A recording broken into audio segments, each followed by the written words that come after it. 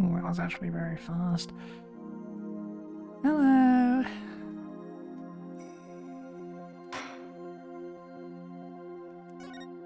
Trial 4. And right into the trial as well, which is a thing.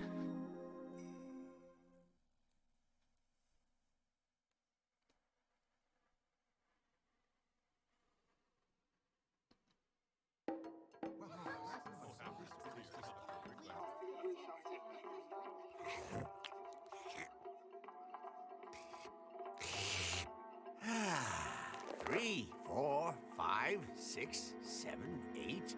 What time is it? It's 9, 10, 11.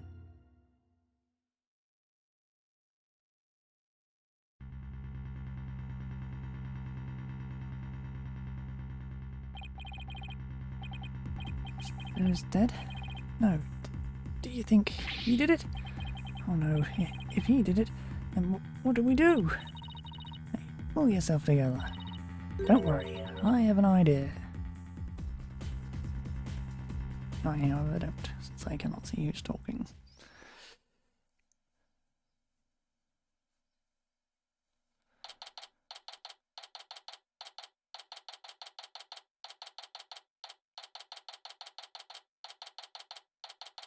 Any fucking anyone? What the heck? Who brings a defendant to his own trial late? Plus, the request was so last minute, I didn't even have a chance to talk with my client. He's late for a very important date.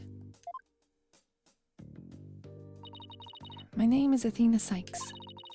Armed with analytical psychology and a full arsenal of legal know-how, I'm a fully competent defender of the Wright Anything Agency.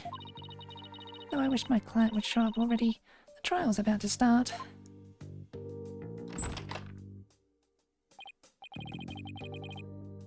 It appears we made it just in time.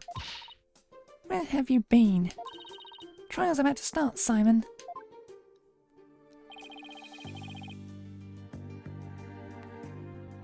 You needn't get so worked up, Athena. His baldness can wait. There's no way he'd wait for me. And besides, why would I want to start off on the wrong foot with him right out of the gate? Dealing with such matters is part of being a lawyer, if I'm not mistaken. Yeah, well, covering for your lateness is not. Still, but a rank amateur, I see. This is Simon Blackwell. You might not look it, but he's actually a prosecutor and a psychology specialist. He and I go way back. As for our shared specialization in psychology, we're both disciples of the same person, so to speak, but he's kind of my senior, I guess. But twisted sense of humor or no, I wish he'd stop treating me like a child all the time. So, where are Wright Dono and Justice Dono? Mr. Wright is abroad, and Apollo is helping Trucy with a magic show. Didn't I tell you? What? So neither one of them are here, leaving you to take this on alone? Yep. Ye gods. Call Wright Dono back. It's not too late. Oh no, not too late at all. He would only need to know how to teleport. Very well. Then I will set off with Justice Dono. Don't grab him by the horns and drag him here. Apollo is literally in the middle of a show, Simon. You may not want to admit it, but I've got what it takes to take on this case. Just leave this to me and go watch from the gallery. As your defense derails in spectacular fashion. No, as I win the heck out of this trial. I'll be okay, promise. So wipe that look off your face already, will you? Anyway, I take it the guy behind you is... Yes, he's your... He's asleep again. Oi, Bucky, wake up. Yeah! Ow, what'd you do that for, Simey?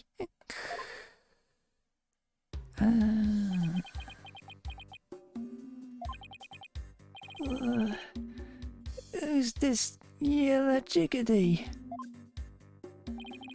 She is your lawyer, such as it were. I'd say she's more green than yellow, however. Lawyer?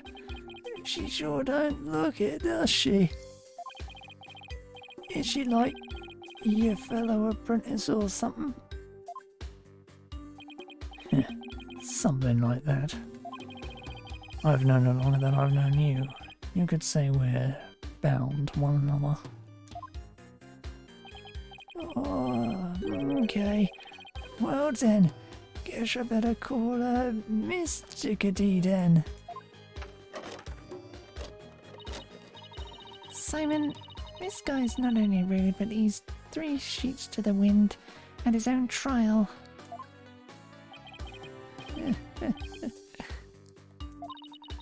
Oh, I know we just met, but I'm about ready to give him a piece of my mind. Do as you will. Just save it for after the trial. Miss Chickadee. Don't call me that. How do you do? Simon is old friend of mine. And the 4th generation head of wheat soba. Wheat noodle number 4. Lucky Wheat. Nice to meet you. It's nice to meet you too, Mr. Wheat. So he can pull himself together when he wants to. If only the trial wasn't starting in a few minutes. Having been accused of a murder that only occurred yesterday, I'm afraid it's taken a toll on the poor boy. You happen to be there at the theatre where it all happened too, right? They said they found a Rakugo storyteller murdered in his dressing room. Indeed. The victim, master storyteller Taifu Tenido, was a long-time patron of wheat soba. Master Tenido had been looking after Bucky ever since wheat noodle number 3 passed away. I see. So the victim was kind of like a father to the defendant, huh? That stupid old fart. Like a father? No way. He was always dishing my soba. How dare you speak ill of him? Running your mouth like that is why they suspected you of his murder in the first place. Now, pull yourself together. Number 3 must be rolling in his grave. But Simon... The police, none of them believes me. They won't listen to me. Looks like he's still in shock from the whole ordeal. Don't worry, Mr. Wheat. Everything's gonna be alright. I'm going to defend you with everything I've got. You're in good hands now. You mean you believe me, ma'am? Of course. No matter what, I'll believe in you to the very end. You wish, Miss Chickadee. Now come on, I need you to shape up just like those al dente noodles of yours. Yeesh, ma'am. My soba is the freshest.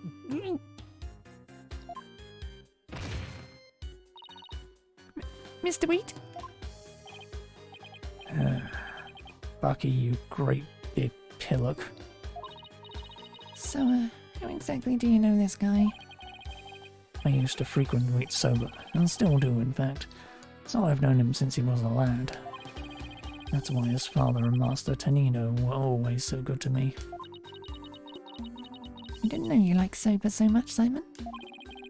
I wouldn't expect one such as you, who eats meat slapped between slabs of bread, to understand the delicate taste and subtle textures imparted by buckwheat flour. Hey, that's just rude. But I digress. I'm all about flavour and subtlety and stuff. If I let wheat soba end like this, I'll never be able to face number 3 or Master Tenino in the next life. I see. And that's why you came to me. You wanted somebody you could trust. It was never my intention to ask you. I'll show him. I'll show him I can handle it just fine. Well, I believe it's just about time. What? But we haven't even properly discussed the case yet. What's the matter? You look nervous, Athena. Don't tell me you're chickadeeing out. I'm just trembling with excitement about. That's all. Kids, let's do this. Come on, Mr. Wheat. Get up off the floor. We got a case to win. Yeah, Miss Chickadee. I'm gonna do my best. Wet soba, wet soba, wet soba, wet soba, wet soba. Yellow, 2 bowls of noodles. Sorry, sir, no can do. Kinda busy at the courthouse. Huh? They hung up.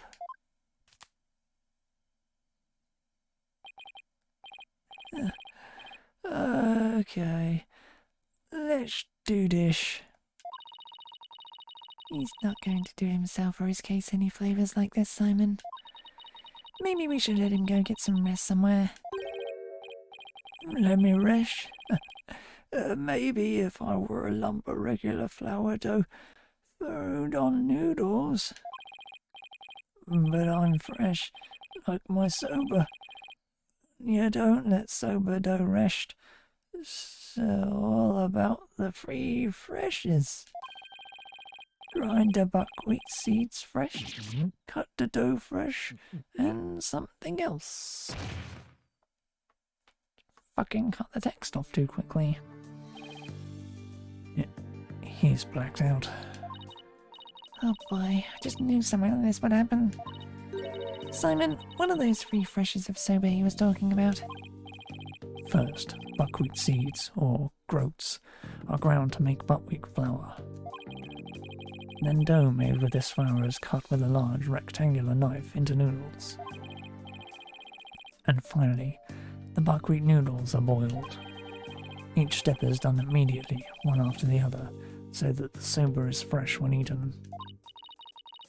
Oh, so that's what he meant. I wouldn't want him to make me any soba right now, though, that's for sure.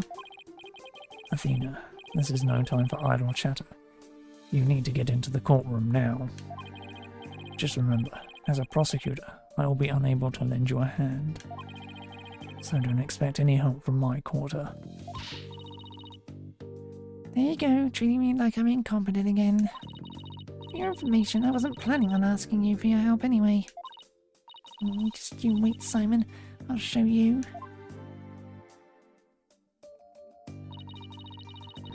Mr. Wright and Apollo may not be here, but that's alright. I can do this on my own.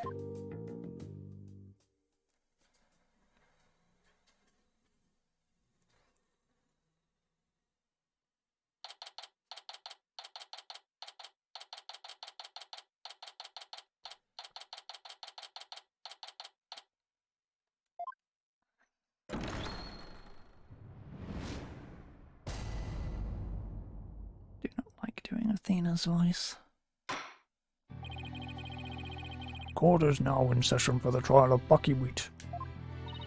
The defense is ready, Your Honor. The prosecution is fully prepared, Your Honor. What's this? No prayer this time, Prosecutor Samadhi? That is correct, Your Honor. To expedite these proceedings, I completed them beforehand in the lobby. How very thoughtful of you. By the way, what brings you back to this country? Chief Prosecutor Edgeworth himself called on me to handle this case. Besides, I have a debt to repay. And though my opponent is yet a callow thing, I have no qualms with sending her down to hell. If you have a score to settle, it's with Apollo, not me. But more importantly, am not a callow thing. I'm a qualified and capable attorney. Then what is that yellow attire, if not proof of your immaturity, you small spring chick? Now, cease your shrill chirping. Now, Prosecutor Shamari. She is still only a teenager. Please go easy on her. Great, now can the judges give me the kid treatment? Very well. Shall we begin, Your Honor? Yes, I suppose we should. Now then, Prosecutor Shamari, please give your opening statement. I'll show them what I can do. They'll be sorry they underestimated me. Certainly. Let the last rites of the victim commence. The incident is believed to have occurred at around 4 p.m. yesterday, May 12th, at a storyteller's theatre called Kurukurute.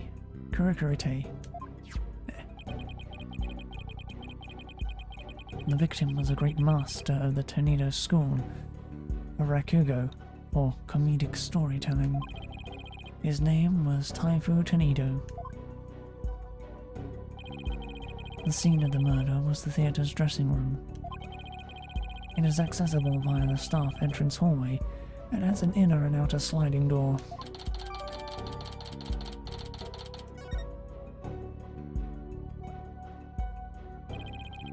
The estimated time of death is between 2 p.m. and 5 p.m.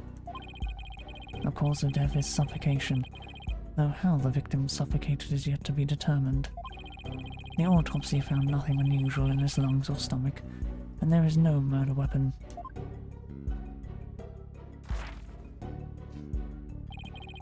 I will now submit the incident report to the court.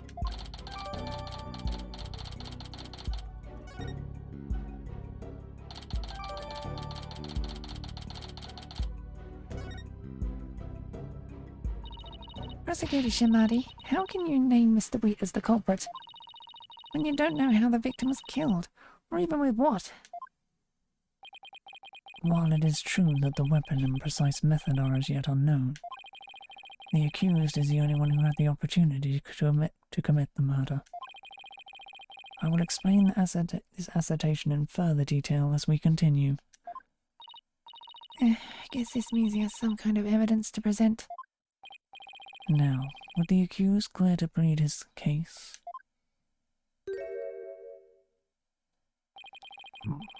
Come to think of it, where is the defendant, Miss Sykes? Sorry, Your Honor, but I'm afraid Mr. Wheat isn't feeling very well and is resting in the infirmary. Surely it is the lack of a clear conscience that impedes him from facing this court. Great, starting off on the wrong foot already. Mr. Wheat is the head chef of a soba shop frequented by the victim. On the day of the incident, Mr. Wheat went to the theatre at the victim's request. Taifu Tornado was a connoisseur of soba, as you can see in these photographs. He was apparently making soba himself in his dressing room that very day.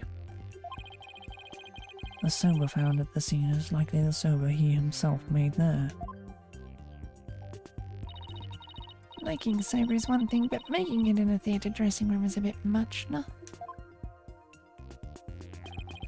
Master Tornado truly had a passion for soba, didn't he? For a man like that to be murdered by a soba chef is simply unthinkable. And yet, the accused had ample motive. In the victim's safe, we discovered the deed to the accused's shop. Mr. Wheat was to inherit Wheat soba when he lost his father recently. However, it's believed the victim stole the shop's deed during the transfer process. The prosecution believed the accused killed the victim in order to get the deed back.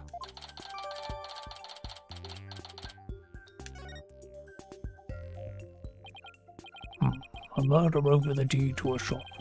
That does sound like a plausible motive. And that's what this case is about. I wish Simon had filled me in a little better.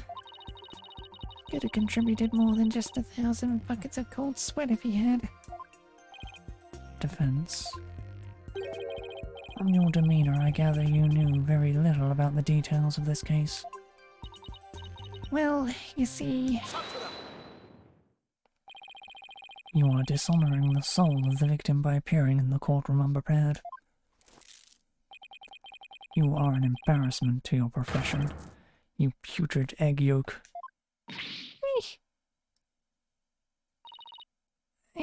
I'm sorry. Well, there's a red pepper and now I'm an egg yolk. You only just started and I've already been demoted from spring chicken. I am ready to call my witness, Your Honor.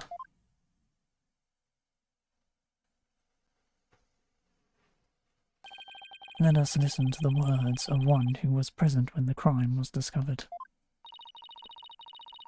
Someone who was there when the victim's body was found. Very well. Witness, please take the stand.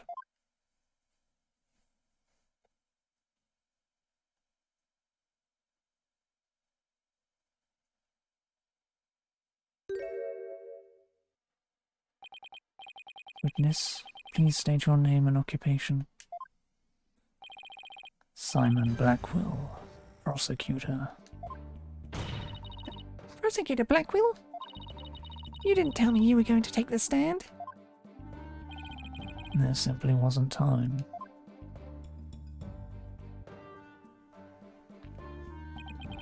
What a shame, Prosecutor Blackwell.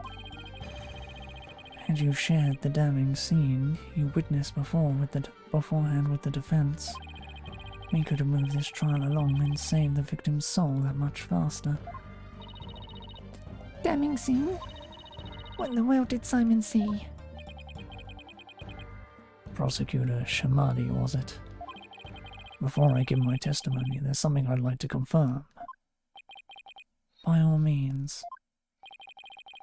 This case involves Ragyuko, a very traditional form of Japanese comedic storytelling. Do you have enough knowledge of this art form to handle the case competently? Are you implying that I am not qualified for this case? Not yet. I'm simply trying to ascertain your familiarity with the topic for now. It is a prosecutor's duty to learn the background of any case he takes on. I did some research on Ragyuko last night and have grasped the overall idea of it. How much could you possibly grasp in a single night?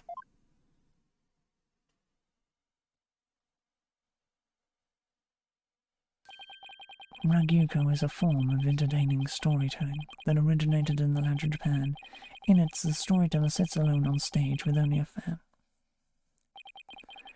And the Ragyuko artist tells long, whimsical stories, giving each character a distinct voice. This traditional art was originally invented by the monks to make sermons more interesting.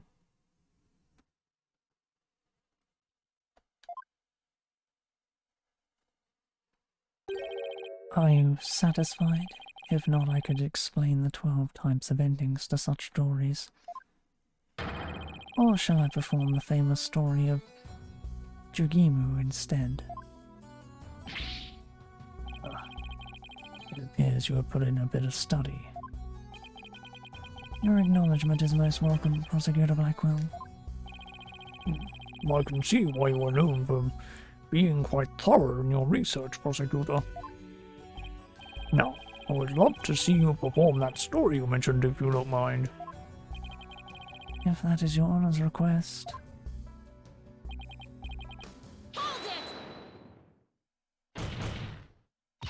Your Honor, could we please get back to the trial?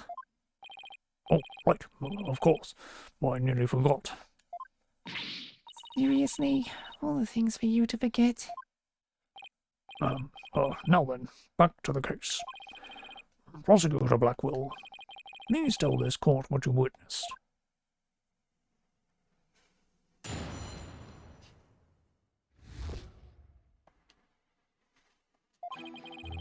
I went to the theatre yesterday and arrived at approximately 4 p.m. I went straight to Master Tonito's dressing room to say hello. Bucky went into the dressing room thereafter, only to come storming out a while later. Master Tornado's junior disciple, Uendo, apparently then entered the room soon after. That's when Uendo discovered Master Tornado's body.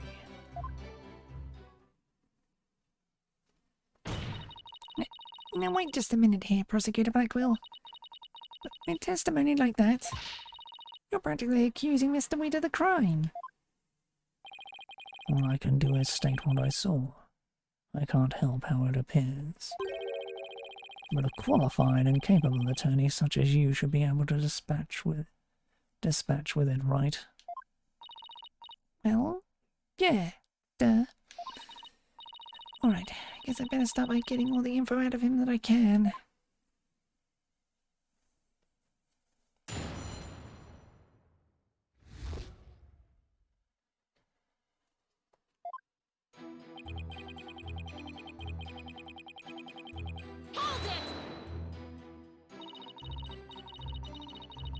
Prosecutor Blackwell, what did you go to the theatre for in the first place? I went because I received an invitation from Master Tornado. Here, see for yourself. It was a special show commemorating his junior disciple Uendo's promotion. Uendo's promotion there. It was also an occasion to announce the boy's succession to the stage name Uendo II. So what exactly does it mean to succeed to a stage name? You really don't know, do you? In the performing arts, a name succession is when an artist inherits a predecessor's name. I see. So there was another Uendo Rakugo artist before, and this disciple succeeded him, huh? And what exactly did your invitation say? It contained a simple letter of salutations and an outline of the show's program. Oh, it appears Typhoon Tornado was going to perform Soki Soba, or Time Soba. He's famous for his masterful pantomime of eating soba using only a span as a prop. And Uendo was to perform Soba Say, or Soba Glutton, a soba theme show, I see. Seems you know a thing or two about Raikugo yourself, your boldness. The first performance was the senior disciple Gairu, followed by Uendo, and lastly Master Tornado.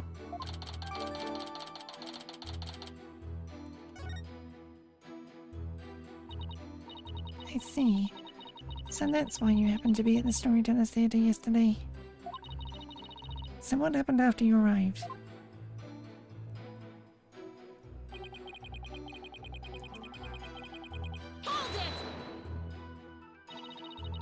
And how did Master Tornado appear when you said hello to him? I went with the intention of greeting him, but ultimately we didn't actually meet. You didn't see him? Why not? Gairu escorted me into the dressing room. We heard the sound of Rakugo being performed from within.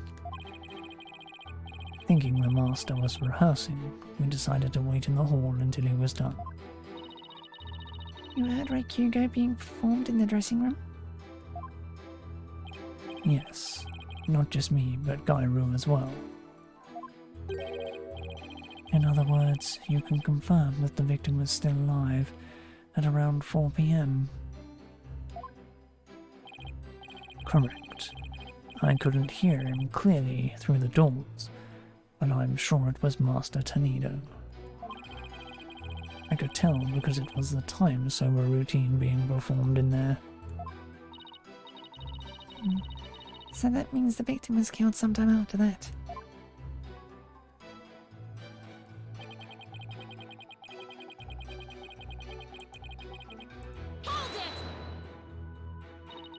Please tell us in detail how Mr. Weed appeared at the time. Gairu and I were waiting in the hallway for Master Tornado to finish practicing. when Bucky appeared and entered the dressing room with his things. What happened after that? We heard what sounded like Bucky shouting inside the room. About 10 minutes later, Bucky came back out of the dressing room looking rather irate. And this is most likely when the murder was committed. The victim was an elderly man.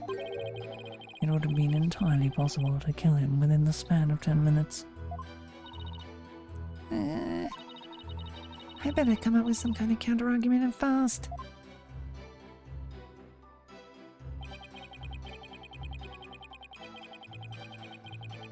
Hold it!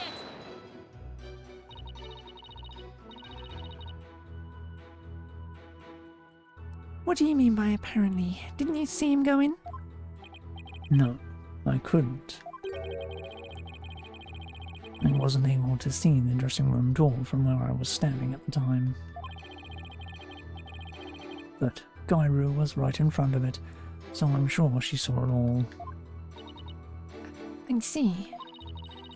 And what do you suppose Uendo went to the dressing room?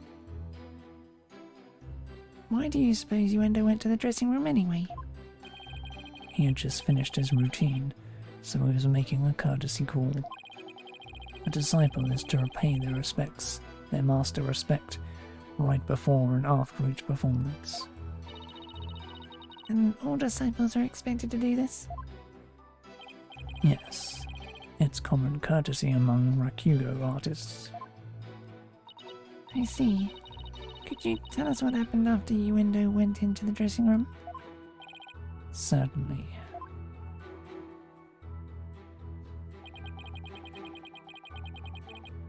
Hold it! And how did Uendo act at the time? After Uendo had been in the dressing room for 2 or 3 minutes, we heard a scream from inside the room, and Uendo came flying out. Did you hear any signs of a struggle at that time?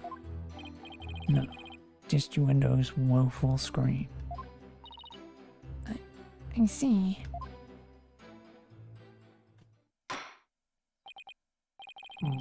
Well done, Prosecutor Blackwell. Your testimony has given us quite a glimpse into the sequence of events. Thank you, Prosecutor Blackwell.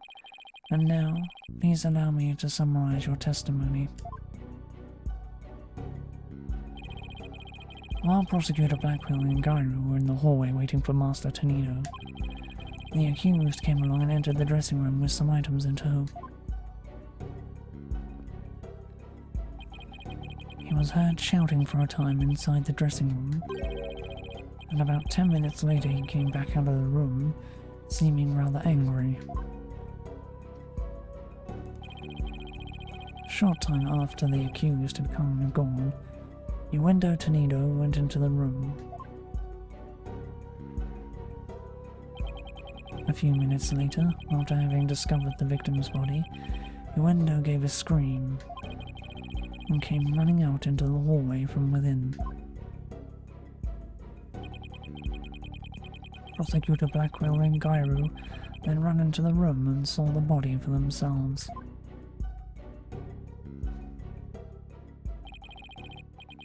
From the circumstances, it is quite clear that the accused murdered the victim. This is crucial testimony indeed.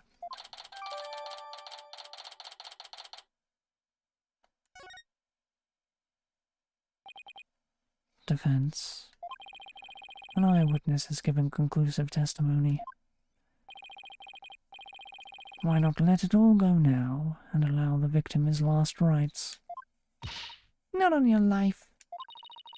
Uendo went into the dressing room too, and was the first to discover the body. And who's to say he didn't commit the crime? Uendo was in the dressing room for a mere 2, perhaps 3 minutes. He could not have possibly committed murder in that time, not without making any noise. Oh, Simon, why did you have to give that awful testimony?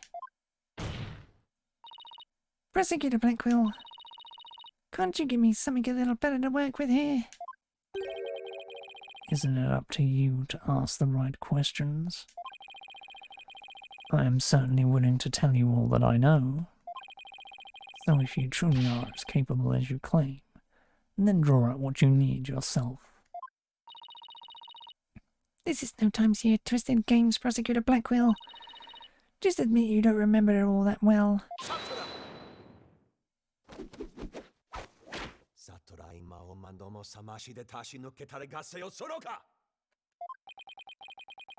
Prosecutor Blackwell, watching you collude with the defense like this, I see that you are no prosecutor.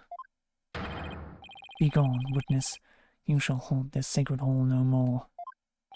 How dare you treat me like some evil spirit to be exorcised? I'll remember this, you blackguard.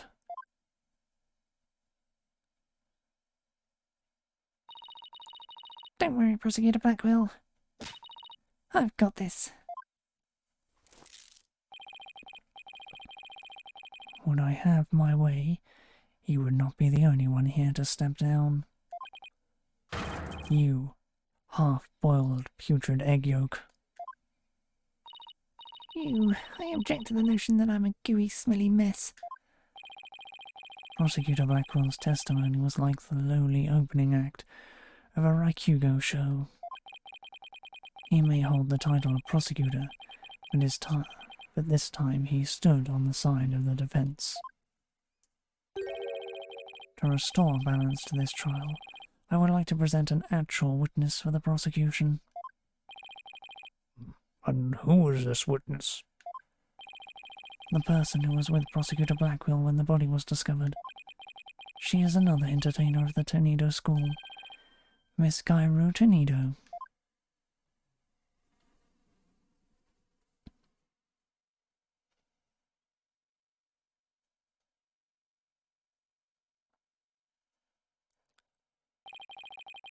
Alright, this clown. Starting to remember this case. Please state your name and occupation, witness. Hello, everyone. I'm here to represent the Tornado School with a twisty twist. And balloon! There you have it. A stunning balloon hat. It's me, the balloon artist you all know and love, Gairu Tornado. Just call me Gairu, sweetie. 1, 2, balloon. What a way to capture your audience's attention. I dare say I can't take my eyes off those balloons. Please tell me you're talking about the hat, Your Honor. Oh, Mr. Judgy, I'm so glad you liked my performance. Would you consider joining my fan club? Really, please? Oh, absolutely. And please save your fanboying for after the trial, Your Honor. Anyway, Gairu, can't help but notice you seem awfully cheerful for having just lost your master. Of course I'm sad. But Shiso would scold me if I didn't put on a big smile. Never show sadness. Smile, smile, smile, with a twisty twist.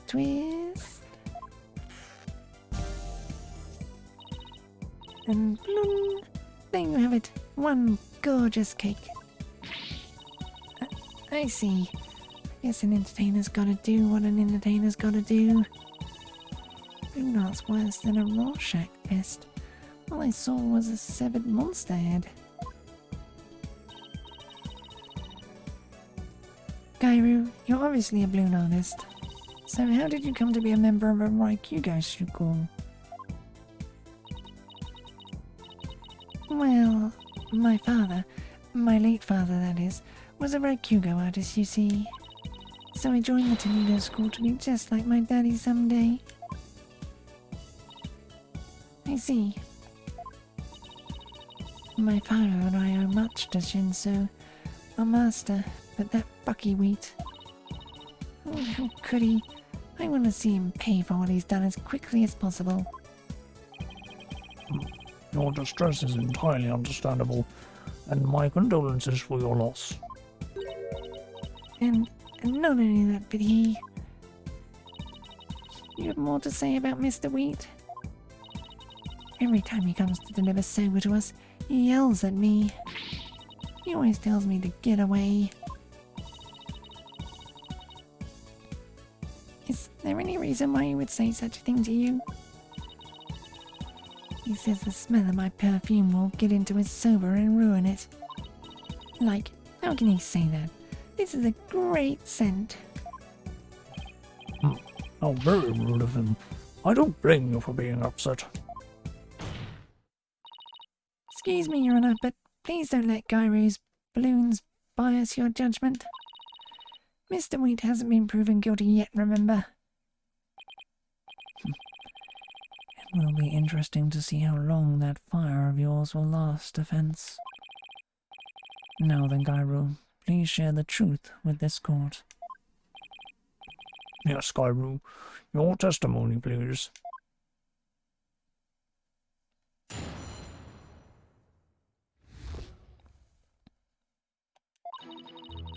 From 4 p.m. to a little after 4:20 p.m., when Shinso's body was found, Simon and I were standing in the hallway in front of the dressing room.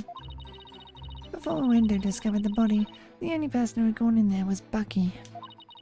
Come to think of it, a little while before Bucky showed up, Jugimu was barking like mad.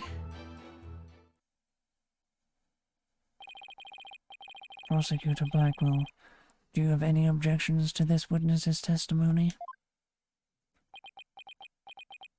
No. Make up your bloody mind, Sadmuck, Shamadi. First you exercise me, now this. You need only do as you are instructed by this humble servant of the Holy Mother. As there are no objections, Your Honor, let us move on to the salvation of the victim's soul. Hey, I'm the defense attorney here, Prosecutor Shamadi. And I just might have an objection or two once I actually cross-examine the witness. So what are you asking Prosecutor Blackwell for? I'm the one you should be checking with. There is a passage in the sacred scriptures of Curanism.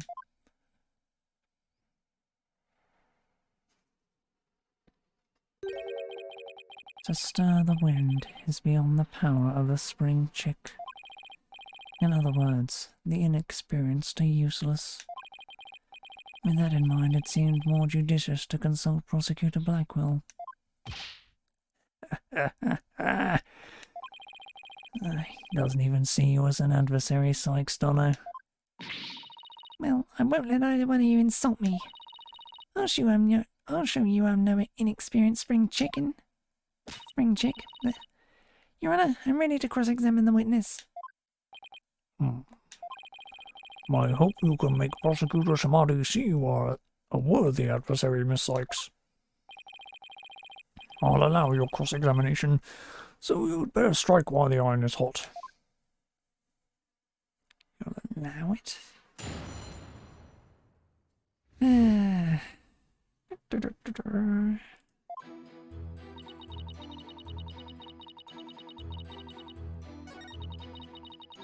I need to press the fourth one. Just get there quicker.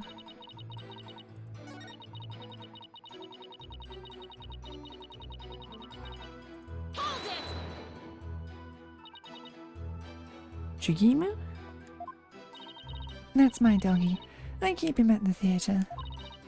Let's see. With a twisty twist. And blum. There you have it. My cute little Jugmu. He's kind of creepy looking. Oh, but he's a really, really good boy. And why was Jugamu barking? Do you think it's because he saw someone suspicious? If so, then we'd have a new suspect in this case. Now why was he barking again? Oh, I remember. Because it was time for me to feed him. So I went into the yard and gave him some food.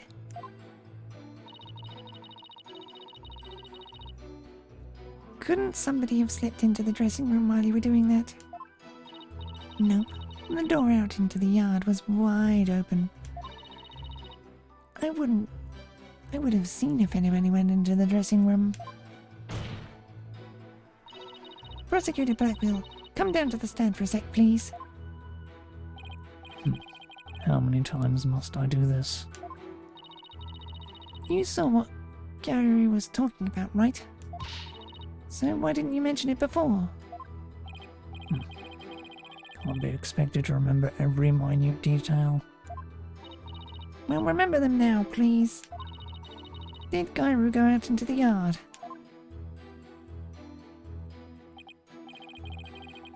Yes. I remember now that she went to feed Jigimu. And I saw her looking towards the dressing room quite frequently as well. Do you recall anything else? It looked as though she was feeding the dog a great quantity of dumplings or something. Jigimu couldn't finish them all, so he buried the rest in a corner of the yard. That's about all I can remember.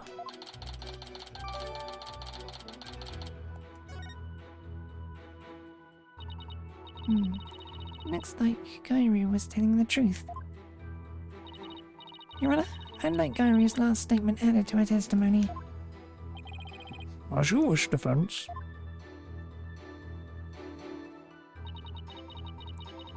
I was in the yard, but the door was wide open, so I could keep watch on the dressing room.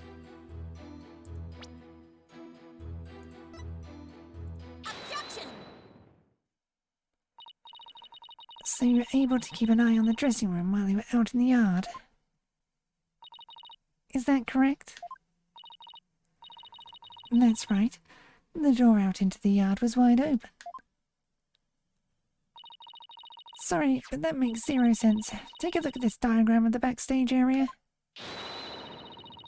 There is a clear contradiction between this diagram and the witness's testimony. Oh?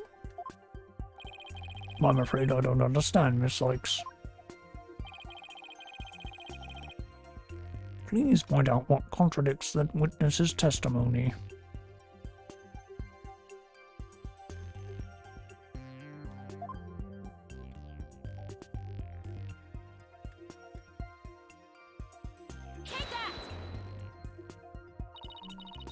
Gairu was in the yard near the doghouse. Prosecutor Blackwell even saw her there. And while she was out there, the door to the yard had been left open. I see. Yes, the door to the yard was wide open, as Gairu said.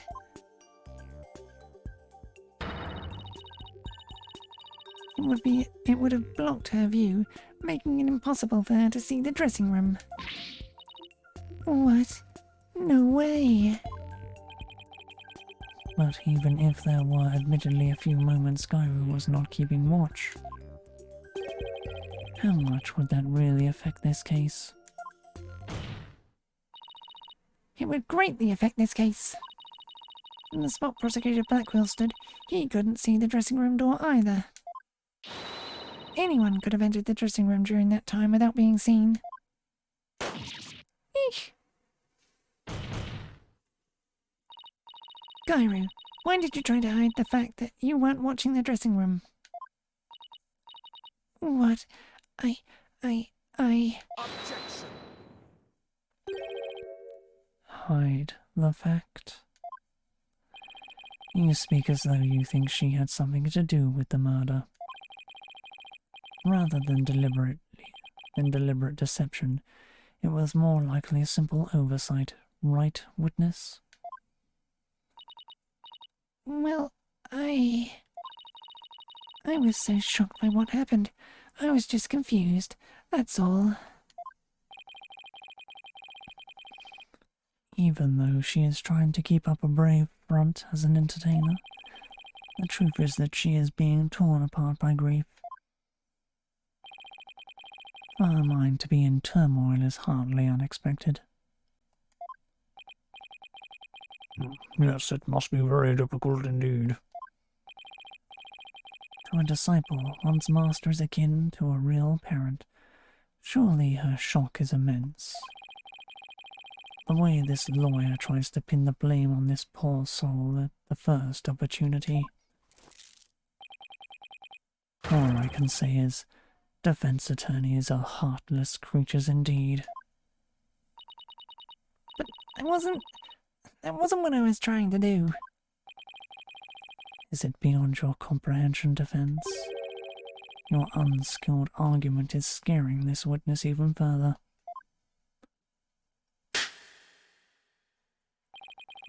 And if we ask the police, and if we ask the people of this courtroom, I'm sure they would agree. What? The gallery doesn't get a say in this. Are you afraid to find out that they think ill of you, or that perhaps you are in the wrong? Listen to them now with that keen sense of hearing you are so proud of. He was right, it was harsh. She didn't have to go that far. I feel kind of sorry for the witness. Why is the lawyer's outfit so yellow? No, I was just trying to find the truth.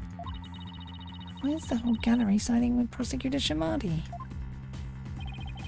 The people understand. They know what is right and what is wrong. The lawyer's still in training, isn't she? Why is she all by herself? I hear the voices of the gallery. I can hear the voices of their hearts. So intense. I feel so alone up here, fighting by myself.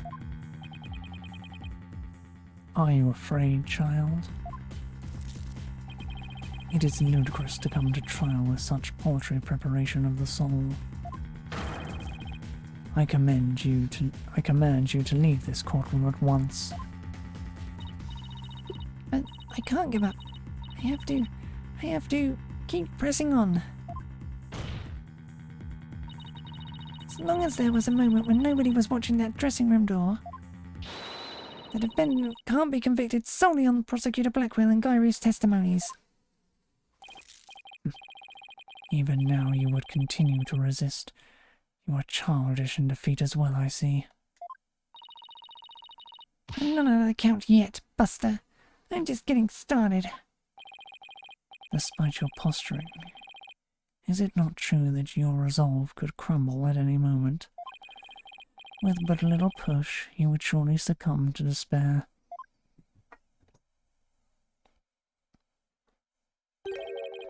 A little push, such as with this piece of conclusive evidence. Conclusive evidence, huh? That is correct. We found a critical piece of evidence at the scene of the crime. The victim's dying message, which clearly implicates the accused, Bucky Wheat.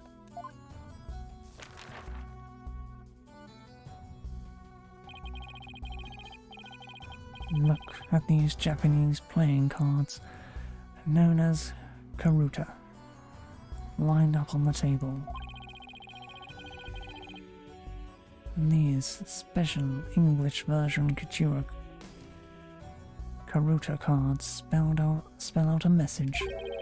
That message, wheat number 4. Wheat number 4? You mean wheat noodle number 4? Yes, wheat noodle number 4, as the 4th head chef of Wheat Soba is also known. This message points to none other than the accused, Bucky Wheat. No! That makes perfect sense, doesn't it? Wow, great job, Mr. Prosecutor. Oh no, this is really, really bad. What do I do? What do I do?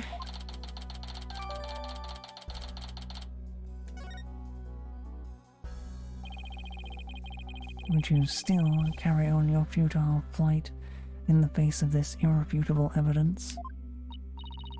You can say whatever you want, but we won't know until...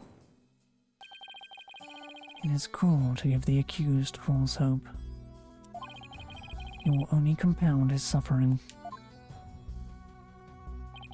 Wise people of the courtroom, do you not agree?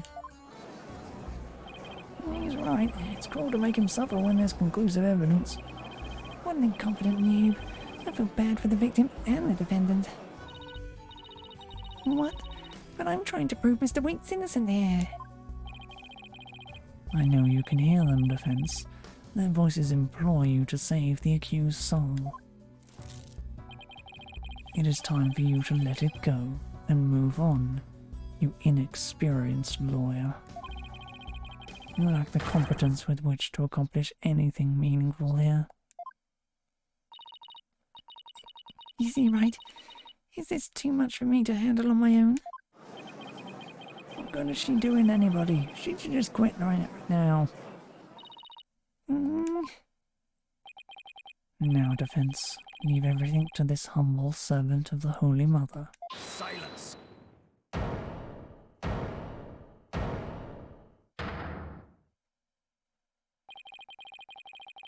It's trying to use your keen sense of hearing against you to manipulate the trial, Athena. What a cheap trick for a supposedly holy man. Simon?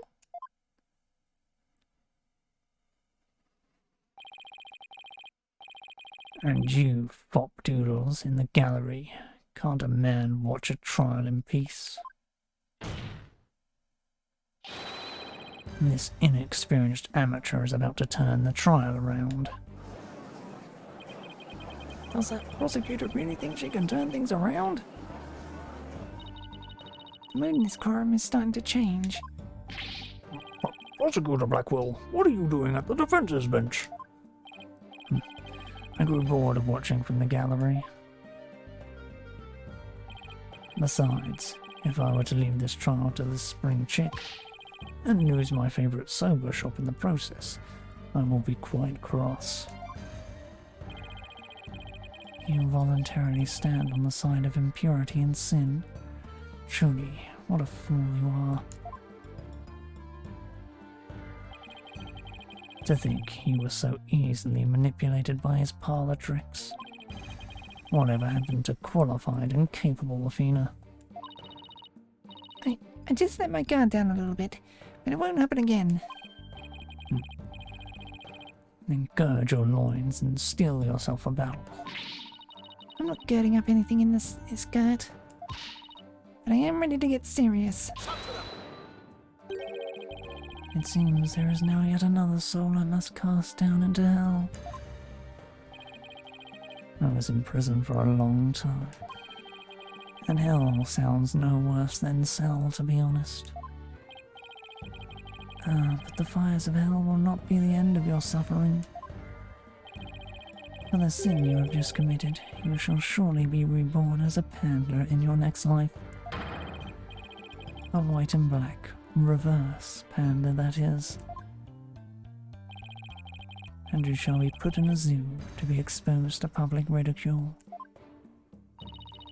A threat like that won't work on Prosecutor Blackwell. After all, he's already used to looking like a panda in this life. Who are you calling a panda? Sorry. I see that you are both prepared to face the fires of damnation. Gairu, thank you for your service. You may step down now. Okie dokie. Bye bye, balloon.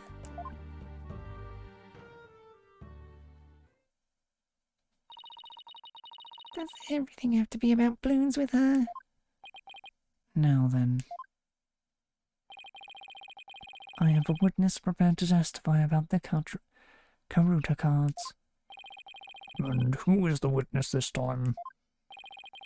The first to discover the body, and someone who witnessed the crime scene firsthand. Mr. Uendo Tonido.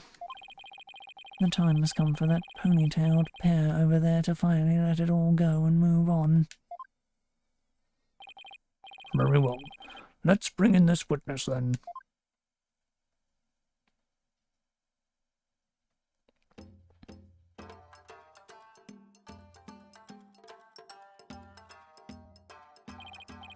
Witness, please state your name and occupation. I'm the Rakugo storyteller, Uendo Tonido. Even if my performance isn't worth watching, I will certainly watch my words. I wouldn't want to say anything thoughtless and get arrested. After all, that'd be a wreck you no. Thank you, everybody. Good night. Hold it! You can't leave yet. You've only just introduced yourself. Oh my. Are you a fan of mine, miss? Would you like my autograph? One moment.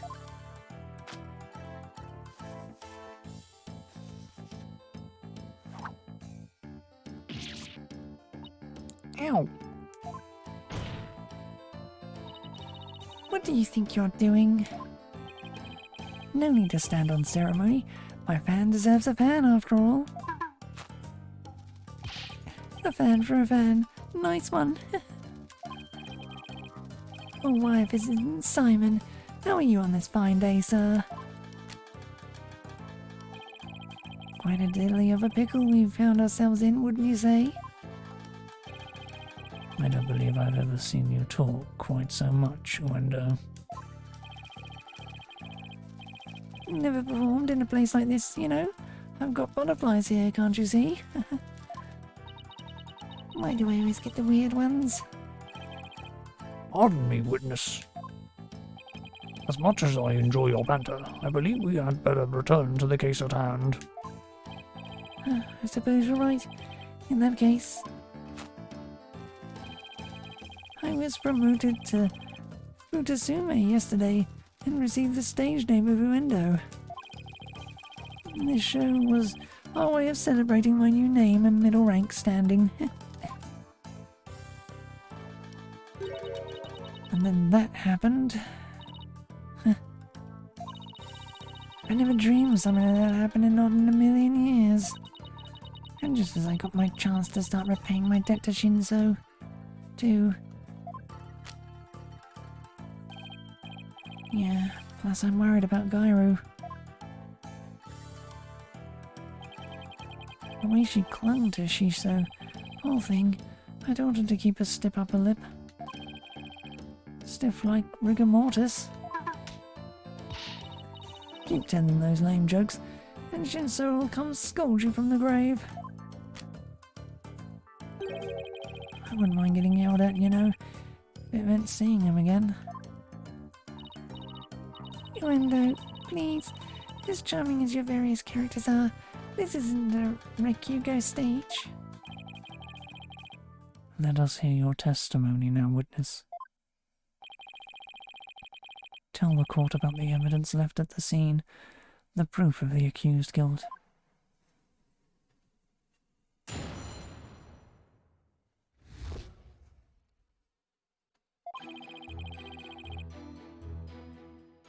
I noticed Shiso's dying message right away. The stiff cards were right there next to the stiff, you see. Hey now, enough with the silly puns already.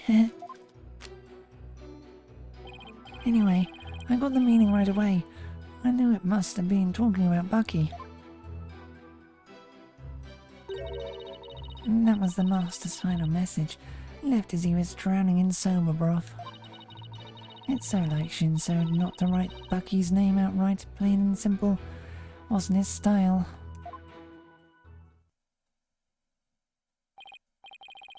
Well, that was certainly a more entertaining testimony than usual. The variety of characters performed by the witness was absolutely splendid. But he shouldn't be performing any characters in the first place, Your Honor. Innuendo, the murder weapon hasn't been determined yet.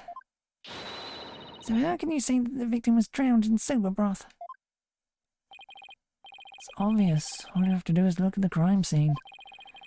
He was found with his face shoved in a bowl. It's only natural to assume he was drowned in the broth from the noodles. So we're not here to assume things, Uendo, so please stick to just the facts. My, it's so like a sober chef to kill someone this way, wouldn't you say? And with the Karuta message he left behind, it's clear Bucky Wheat did it. Setting aside the issue of the murder weapon for now, that dying message certainly does seem to be irrefutable evidence. Indeed, it proves the absolute guilt of the accused. But I gotta admit that I can't see how that message could mean anything else. Bucky used sober for the deed, or to get back the sober shop deed.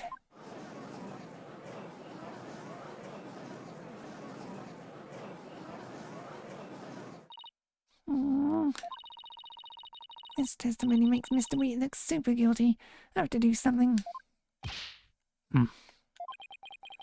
That's his conclusive evidence.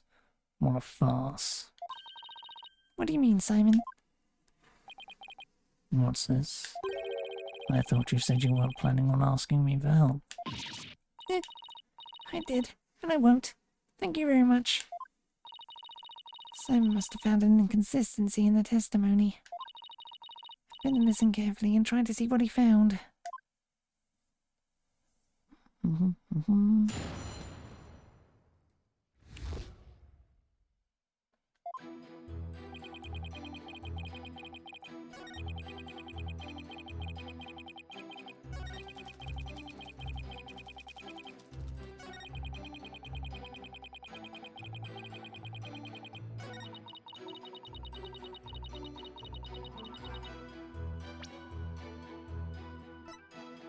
Objection!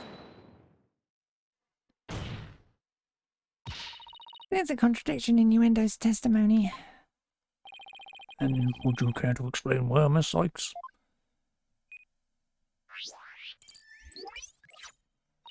Certainly, Your Honour. According to the autopsy report, nothing unusual was found in the victim's lungs. Ah, yes, it does say that, doesn't it?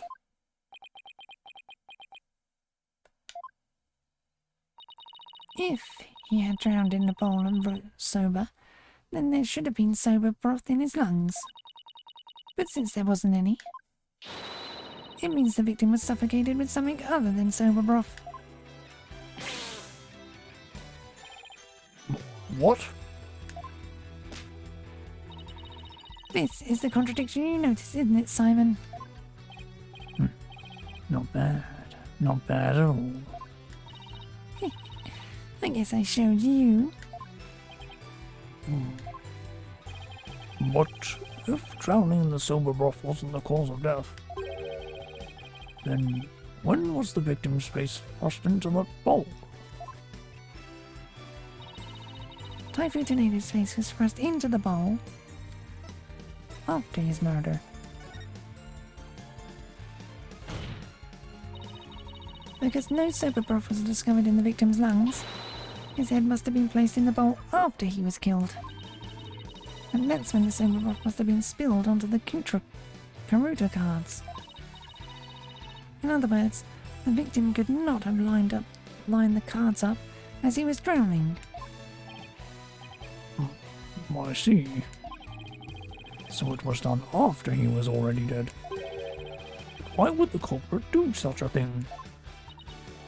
I'm afraid I don't know yet. Objection!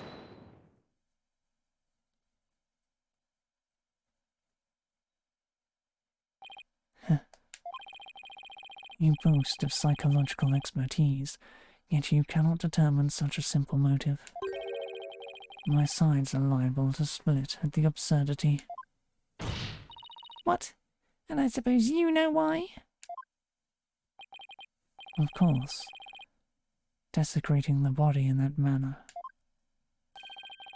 indicated a strong sense of enmity on the part of the perpetrator. Yes, that does make sense. It certainly paints a clear picture of the culprit's intense feelings towards the victim. Feelings of resentment over the theft of the sober shop steed, no doubt. Which is great. Now the judge has an even more unfavorable impression of Bucky. Silence! Must you come undone at every juncture? If the culprit had time enough to set up Master Tenedo's body, Do you think they would honestly have failed to notice the dying message? Good point. The cards were right in front of his body after all. Rationally speaking, there's no way the culprit could have missed that, huh? Objection!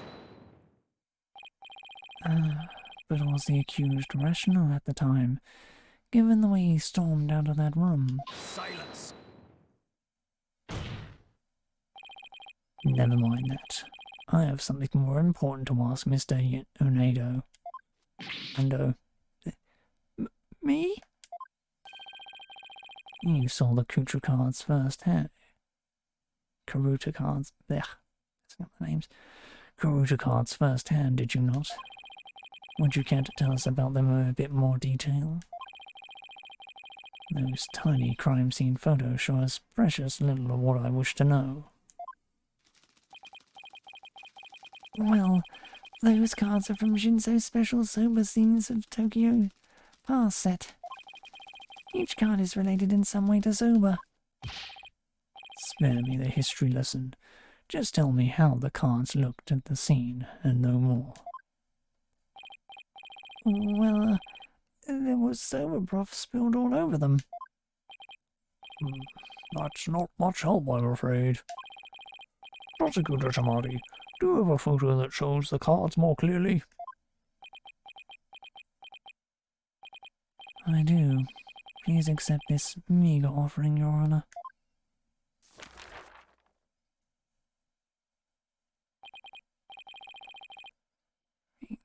So easy to see. Oh my, what delightful looking cards. Well, well. Tearing Prosecutor Sadmonk's conclusive evidence apart should be a breeze with this. Huh? Don't tell me you haven't noticed. Don't be silly. Of course I have. Not noticed anything, but I can't exactly say that now, can I?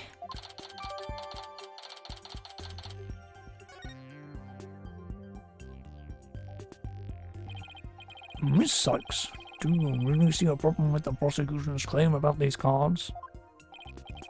Well, go on then. Alright, it's do or die. All I have to do is study the picture and... These cards were rearranged. These cards were rearranged. But how can you tell? Please take a good look at these cards, Your Honor. The answer is right in front of us. Where exactly should we be looking, Miss Sykes? Please focus your attention on the sober broth stains on these cards. The outline of these stains don't match up with the larger stain on the table. Oh, would you look at that? You're absolutely right. And? Please recall that the sober broth was spilled and got on the cards after the murder, when the victim's face was placed in the bowl. Yes, go on. By the stains, we can see that the culprit deliberately rearranged the cards after that. In other words, this message was altered in order to pin the crime on my client. What? Then if we put the cards back in their original positions? We can restore the evidence and see who the cards were really pointing toward. That's true. Alonka. Then what are we waiting for? Let's do this! All I have to do is rearrange the cards so that the stains match up. Let's see, where was the W card originally?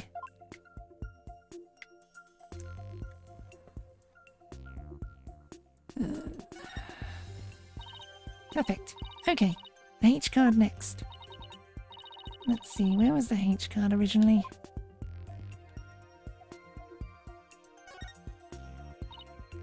Yes, now the E card. Let's see, who was the E originally? Perfect match. Next up is the T card. Let's see, where was the T card originally?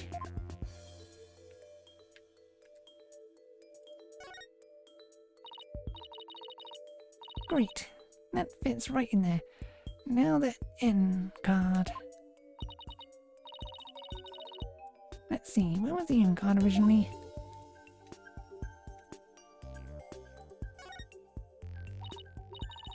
That looks good.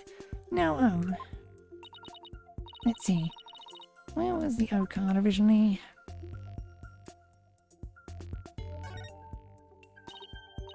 I actually have to physically do this for every single one.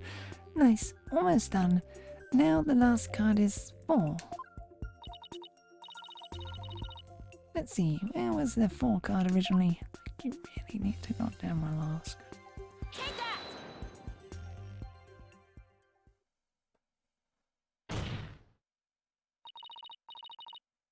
So the message, week number 4, was originally supposed to say Owen 4th.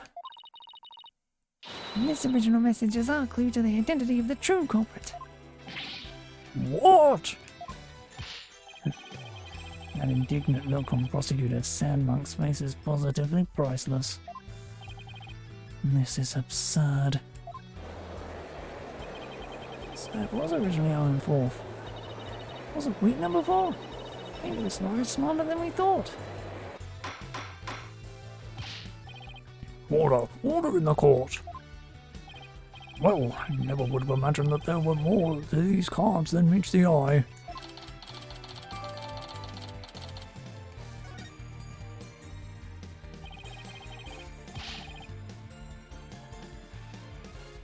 So, now that that's settled, what does this Owen 4th mean?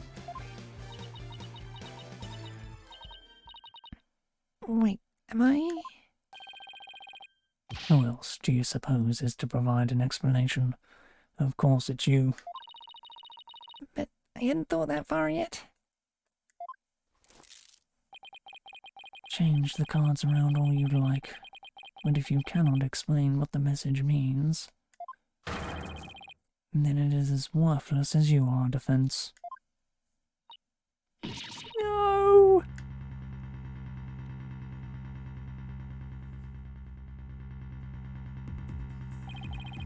And so the spring chick that fancies itself a graceful swan is brought back down to earth. I have to do something, but what?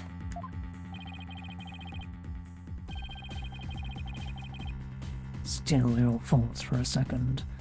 There's a perfectly good witness to the question over there. Oh, right, that's a good idea. Come on, Athena, get a hold of yourself. Window, does the phrase Owen 4th mean anything to you?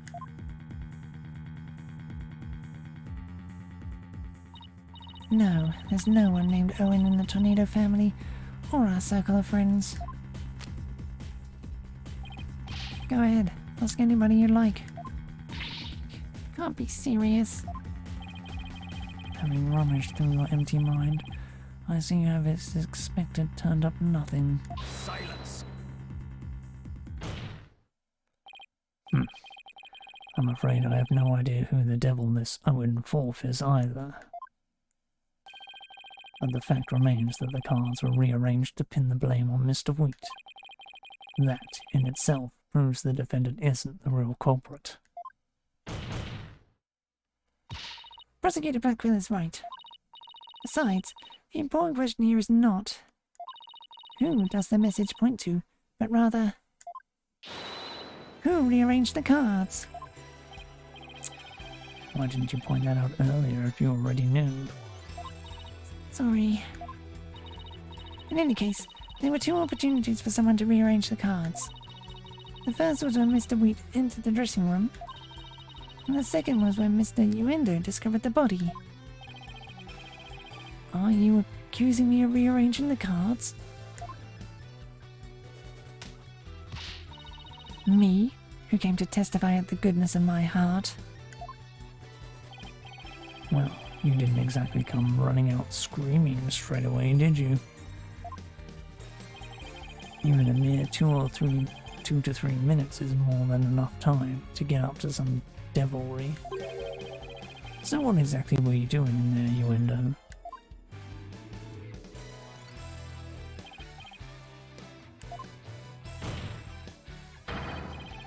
Put down the tea and spit out your answer. Mr. Prosecutor! What's a guy supposed to do at a time like this? Silence is more precious than diamonds, witness. Therefore you need only stay silent. The defense is devious. They are waiting for you to make a slip of the tongue. Oh, I see. So that's what they were after, is it? In that case... Your Honour, I've decided not to say another word. Very good. After all, your right to remain silent is protected by law. Well, Prosecutor Blackwell, any other bright ideas, brilliant ideas you'd like to share?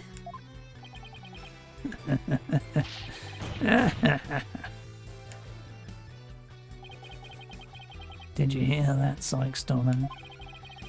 A Raikuko artist who's afraid to speak. Who's ever heard of such a thing? Are you trying to taunt him into talking? Such a petty trick will never work.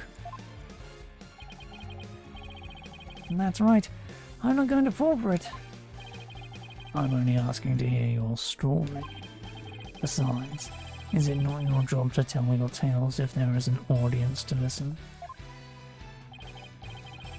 Even so, I have the right to refuse to answer. The more you keep quiet, the more we want you to talk. That's simple human nature. Isn't that right, people of the gallery?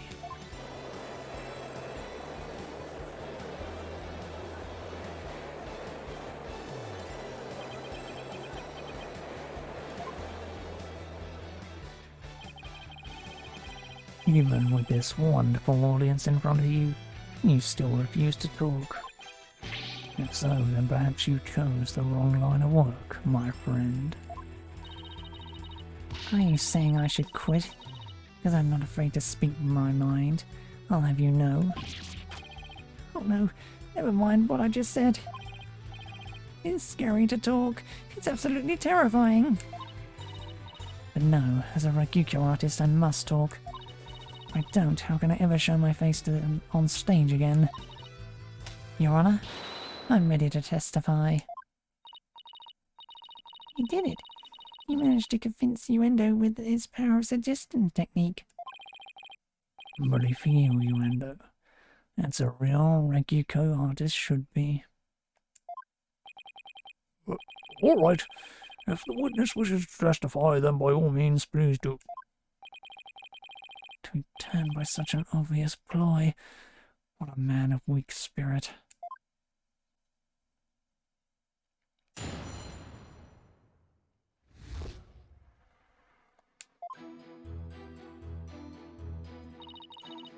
After my performance, I went to visit Shinso. I called to him from the outside the room, but he didn't reply. When I entered the dressing room, I saw Shinso slumped over the table, motionless.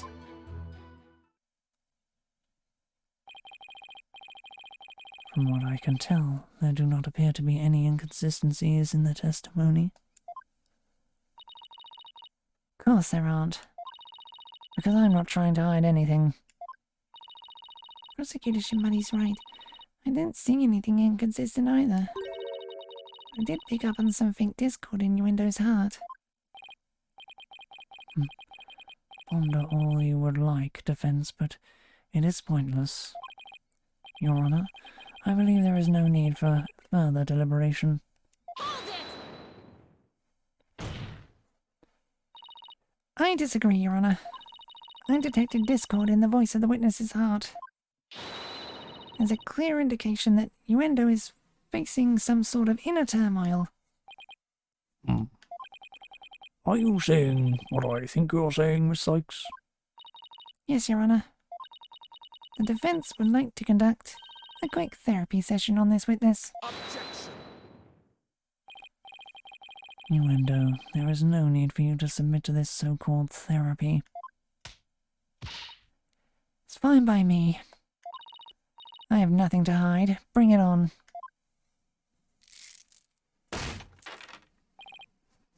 Impetuous fool. Why will you not listen to the guidance of this humble servant of the Holy Mother? If the witness wishes to proceed, I see no problem, prosecutor. In one ear and out the other. Seems this performer has no need for your so-called guidance, prosecutor Sad Monk. Just know this, Innuendo. Your folly will surely earn you divine retribution. Thanks, Simon. I'm going to make the most of this opportunity you created for me. Just keep your wits about you. I will. Innuendo, could you tell us again about what happened in the dressing room?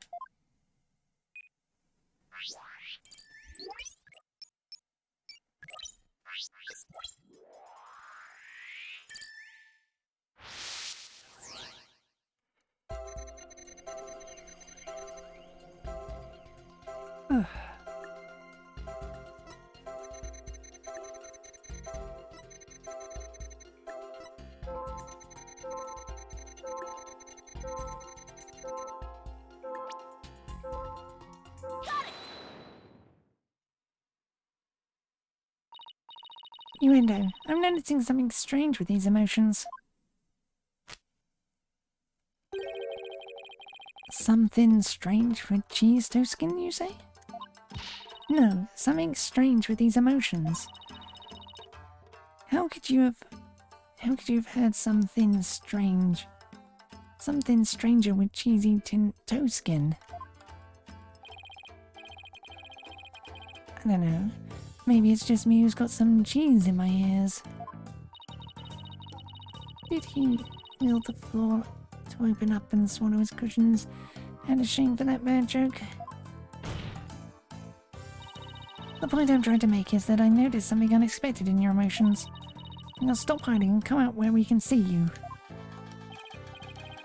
Bailiff, please bring the witness a few replacement cushions.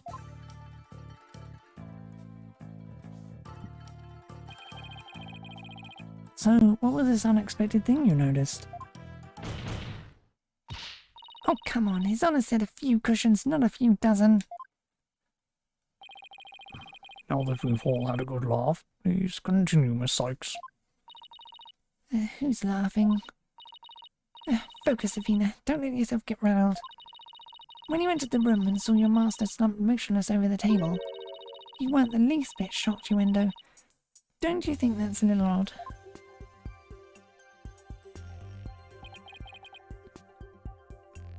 Is it, though? Like a surprise mean you were prepared for what you saw. I think I know why. The reason Innuendo wasn't shaken when he saw his master's dead body is because...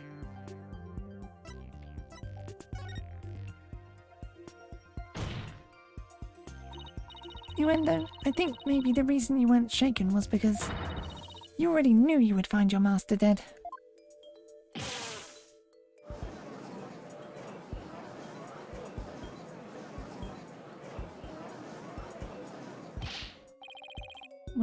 What? What kind of thing is that to say? You got it all wrong. Oh, right. I just remembered something. I thought Shinso was just sleeping when I first saw him.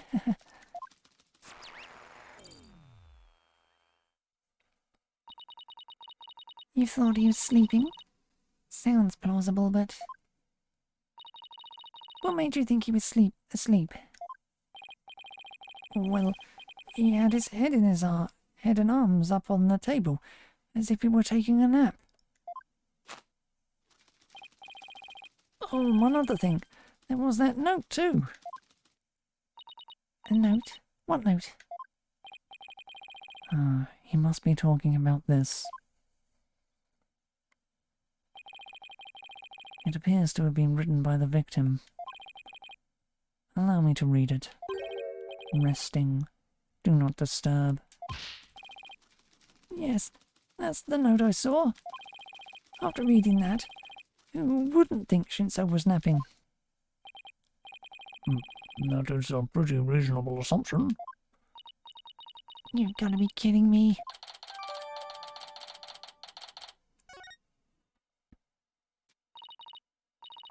That's right, I saw this note, so that's why I thought Shinso was asleep. I want to change my testimony to include that statement. Alright, I'll run an update.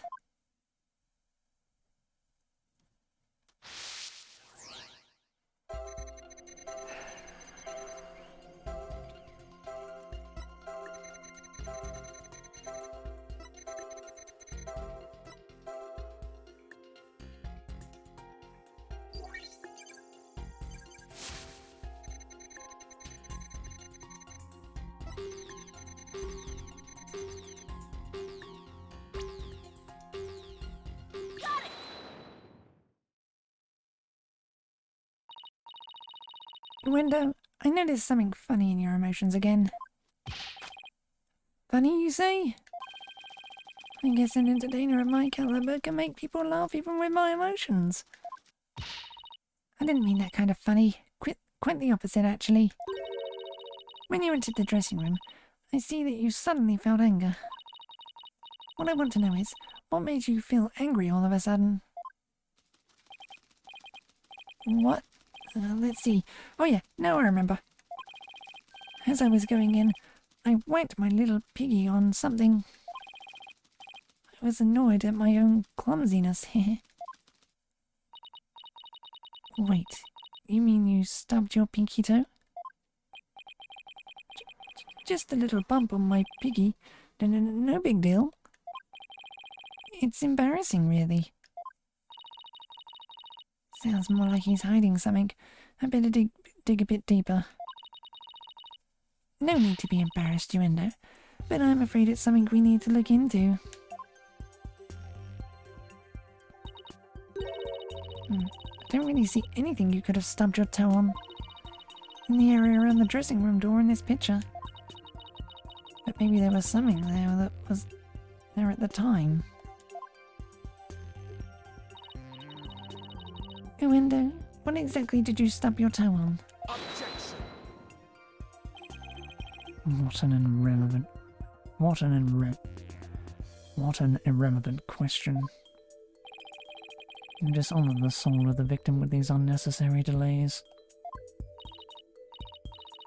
You tell her, really? Who doesn't stub their toe every once in a while? You really gotta fuss over every small detail like this. Well, the thing is...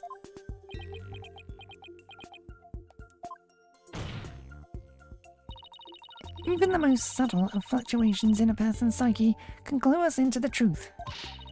That's why it's important to get to the bottom of this question. Plus, if I back down now, who knows what new insult Simon will hurl my way. Is there really no trace left of what Yuendo stubbed his toe on by the door? What in the world might have been there then, but is not there now?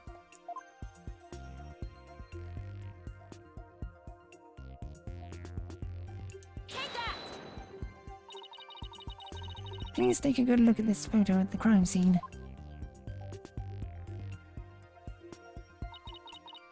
Do you see it? This long track that goes from the door all the way across the room. Now that you mention it, I do see traces of something getting dragged. And the drag marks end there, at the TV. This implies that the TV was originally by the door.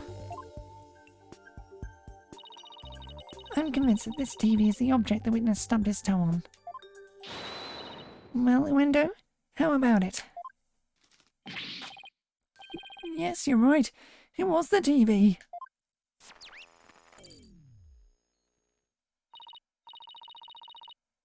There, the noise level dropped again. Yes, I stubbed my pinky toe on the TV. But what of it? Why is this so important to you? So the noise went down, but it hasn't completely disappeared yet. Which means he's still hiding something. Okay then, let's try this tactic instead. Window, why was the TV moved there? Shiso must have moved it so that he could watch my routine. But what a place to put it, right in the middle of the doorway like that. I didn't want to bump into it again, so I put it back where it belonged. Performances on stage can be viewed in the dressing room using that TV. That's right, it's a closed-circuit monitor that shows the stage.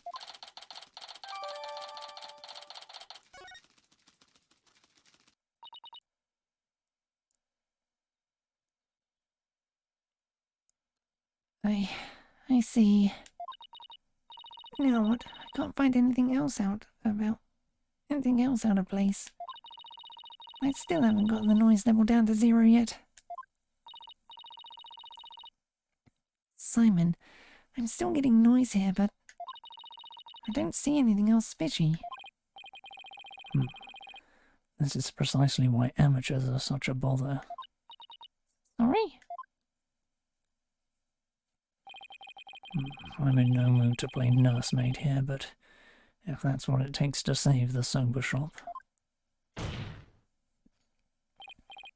Hi, Uendo.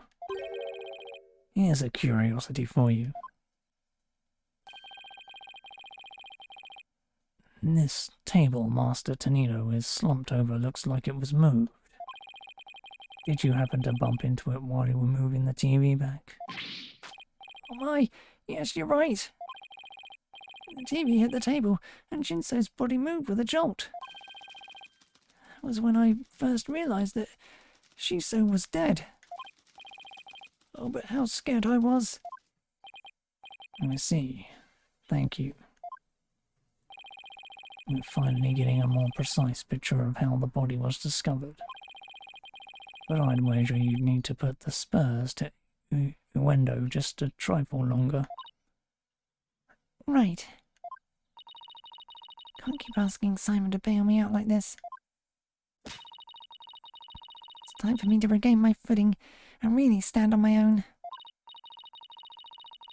Uendo, what you said just now about discovering your master's body, could you please describe all of that again for the court in detail? All right. But before you do, let me just plug in the latest information.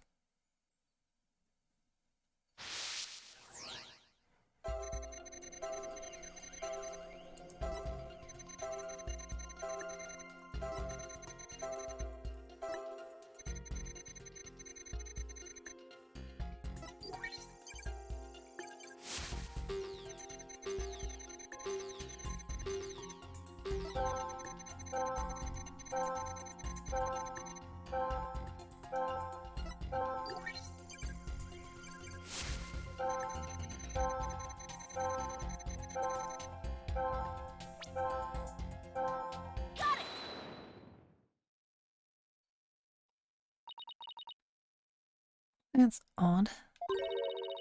After the initial shock of finding the victim dead, you reacted with surprise again. What was it that surprised you, Uendo, besides your master's death? What do you mean? What's more, you were even more surprised the second time than the first. What could have surprised you more than finding your late master? Search me, you little... Your little thingy must have made a mistake. Silence! A gal is as sharp as a trout, to be sure. But her ability to hear people's emotion is absolute. When you get to remembering, Uendo, what was it that surprised you? That was a compliment, right? Well,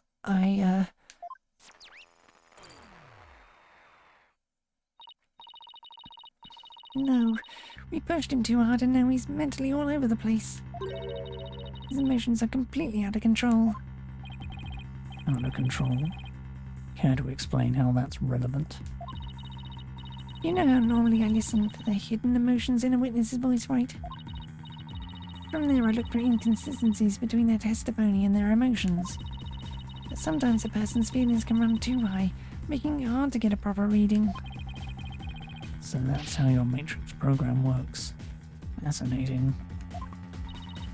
Ordinarily, it's just one emotion that runs out of control. It seems there's nothing ordinary about this time. I... I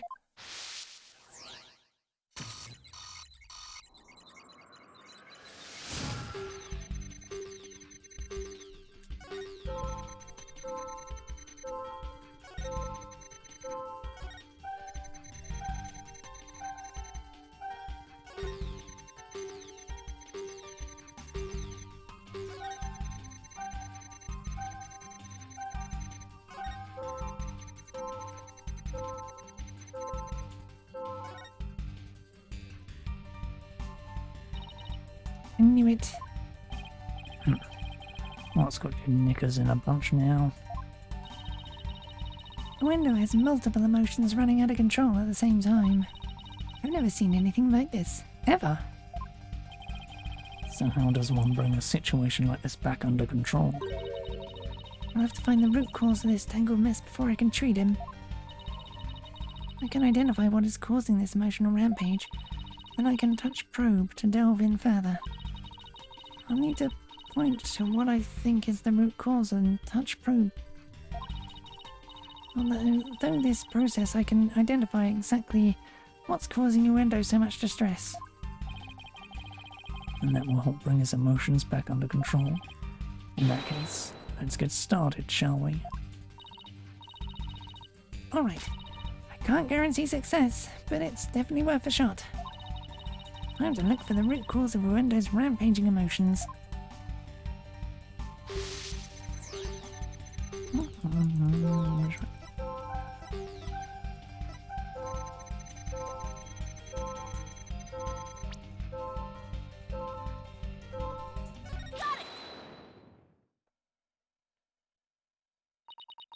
I get it now.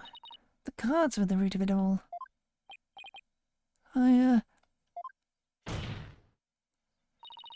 Don't try to deny it. You can't hide your feelings from me. The dying message that was left at the scene of the crime is what was causing your distress. And if the dying message was the cause of all those feelings, then that means the phrase "Owen forth" must mean something to you. Eek.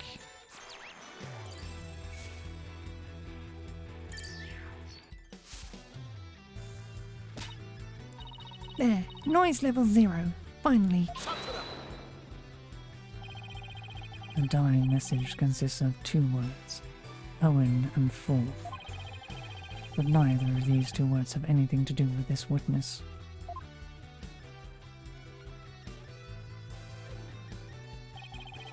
This topic warrants no further argument. Sure, there may not seem to be any direct connection between Uendo and the message. For now. But why don't you wait and decide what's necessary after you hear my theory? I trust you've hit upon something, Athena. Yep, my theory is right. We can finally solve the case of Uendo and the mysterious Owen Forth. Well, go on then. I can already tell this promises to be interesting. Now, please share your theory with the court, Miss Sykes. There was something puzzling to me about Uendo's out-of-control emotions just now. Namely, that there were 3 distinct reactions present. I'd never seen that before, and I'd wondered how it could be possible. Is there a conclusion to this meandering musing of yours? Hold your horses, I'm getting there. So, could a person flip between 3 distinct emotions of such intensity like a switch. In the end, I concluded that it just wasn't possible.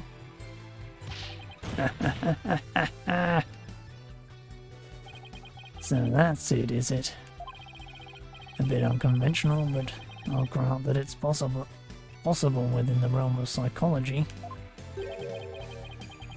Within the realm of psychology? I'm afraid you'll have to explain it for the old man up here on the bench. Your Honor, my theory is a duendo.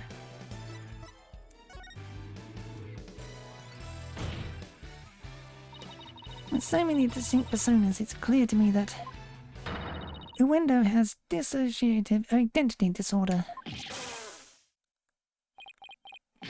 What does that even mean? Your Honor, the defense would treat this trial as a child's jest. Multiple personality disorder. A preposterous proposition indeed. Would you not agree, witness? How did she know?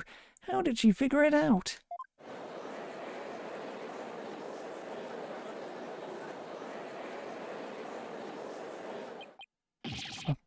Blanca. I can't believe it.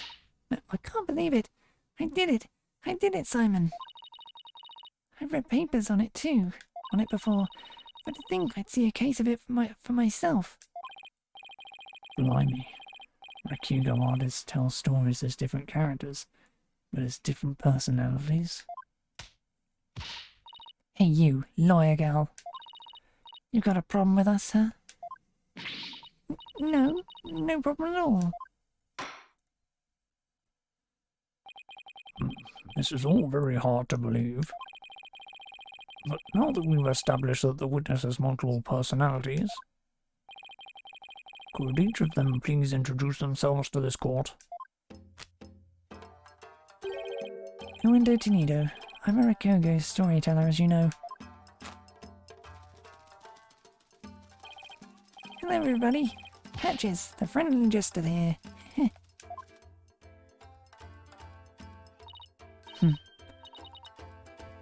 Kisakawa, courtesan. And is that all of you? Yes, that's all of us. So there are 3 personalities in total. Uendo, Patches, and Kisagawa, huh? Well, Simon, what do you think now? That you're one lucky duck. Just be glad they were dense enough to help you out. Can't you just straight up say I did great for a change? You appear to be quite proud of your self-defense. But all you have done is infringe upon the privacy of the witness. I couldn't disagree more, prosecutor. Now that we know there are 3 personalities, a new way for us to interpret the meaning of a certain piece of evidence has arisen. A new interpretation? Oh, now I'm very curious. What is this piece of evidence you're talking about, Miss Sykes? Knowing what we know about Uendo and his personalities, this now makes perfect sense. Take that! The Karuta cards? That's right, Your Honor. Recall the original dying message left at the scene. We don't have a clue as to what Owen IV could have possibly meant. Didn't, even. But now with this new information about Uendo and his personalities, isn't it possible that Owen IV actually means a secret 4th personality of Uendo's, a personality named Owen? What? Blanca. Uendo must have kept his dissociative identity disorder from us because he didn't want to be associated in any way with that dying message. No, that's not why. We kept our disorder a secret for a different reason altogether. We've been taking advantage of our affliction to act out various Rakugo characters. If word got out, well, our reputation as a Rakugo artist would be tarnished, as would the Tornado name. And that's why we kept it a secret from everyone, except members of the Tornado School. But really, there is no fourth personality. It's just the three of us in here. A plausible enough sounding story. But it doesn't prove you didn't rearrange the cards, does it? But I will concede that it is highly likely that the witness rearranged the cards. Is Prosecutor Shimadi actually agreeing with us? However, is it not also possible that the accused killed Master Tornado?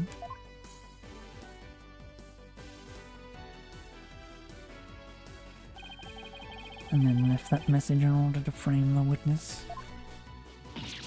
Ugh. And upon noticing the cards, when he found the victim's body, Window rearranged them? Silence! A fantastic tale, but a tale nonetheless.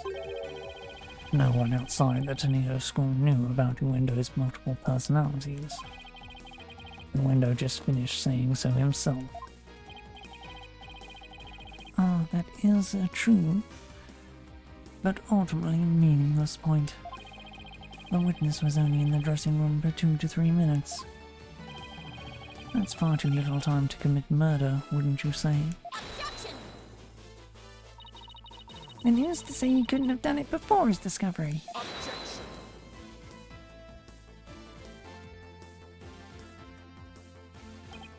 Ah, that spring chick memory of yours. Have you already forgotten Prosecutor Blackwell's testimony? Simon's testimony? Oh.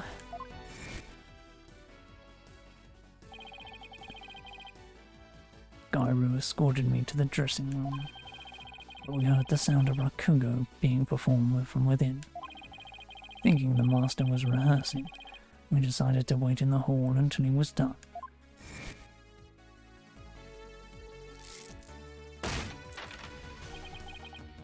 That's right, until just a few moments before Window entered the dressing room. Taifu Tornado was confirmed to still be alive. No!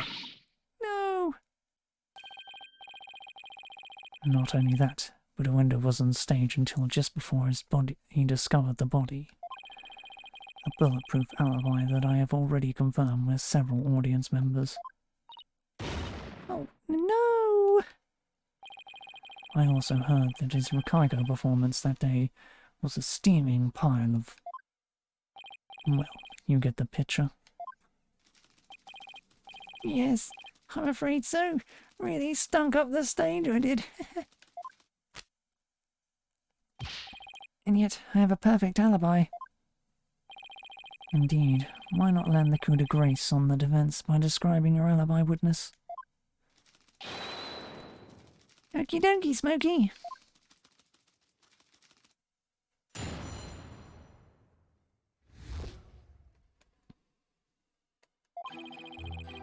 I was on stage until just moments before I went into the dressing room. And the entire audience was my witness. But my performance was a huge bust. Not a single soul laughed. I'll never be able to live down how terribly I bombed during that very important show.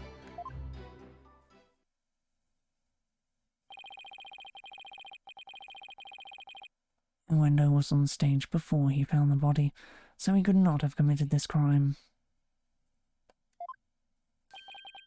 It's time to let it go, defense, and move on. Well, get this, Prosecutor Shimadi. The Wright Anything Agency never gives up. We fight to the bitter end.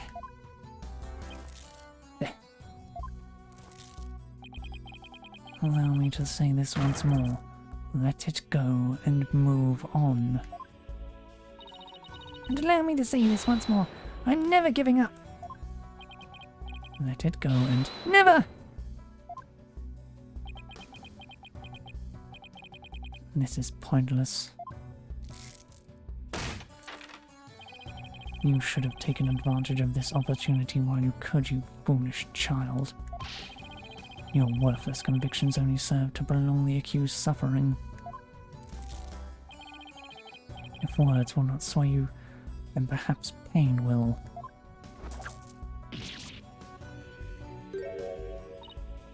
Oh no, anything but this.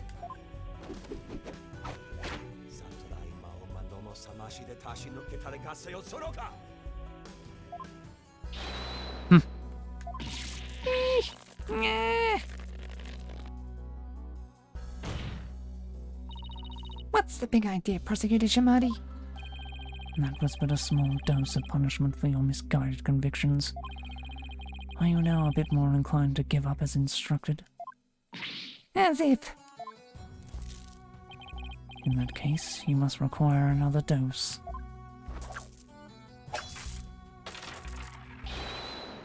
Not bloody likely.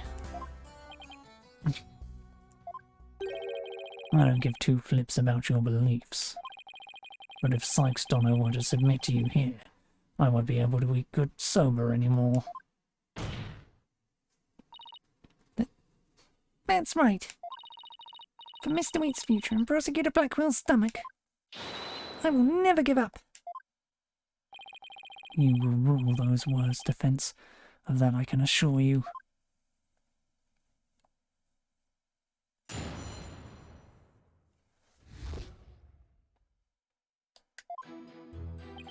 Hold it!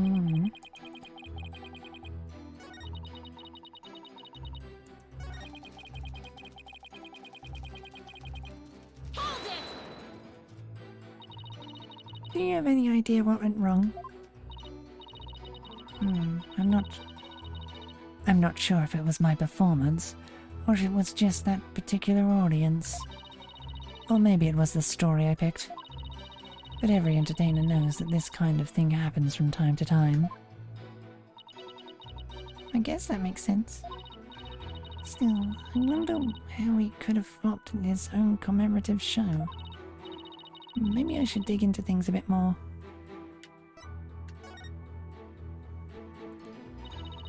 Could you tell me which Rick Hugo story you performed? I could, but I'm not sure if it would mean anything to the uninitiated. Well, even if I might not get it, can't you at least try me? Alright, if you insist. The story I performed is called Soba, otherwise known as Time Sober. Time Sober, huh? Maybe Windows right. You only said the name of the routine and I'm already lost. So you performed Time Sober, did you? What? You know it, Prosecutor Shamadi? In the course of my studies last night, I became familiar with a number of stories. I must say, defense, you would do well to prepare better for your next trial. Simon, what's Time Sober about? Look it up yourself. Allow me to give an overview. The story takes place on a winter's night. A man orders a bowl of soba at a street stall.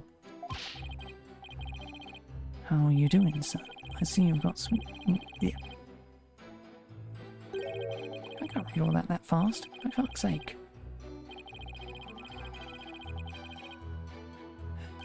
Why is it auto text? Seriously.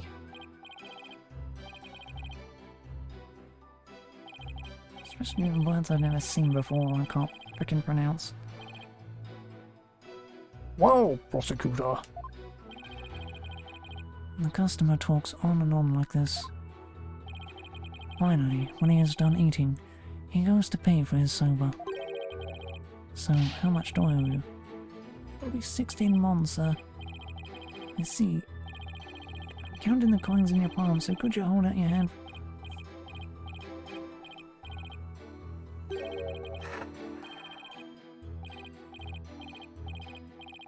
There's no need for this to be automatic.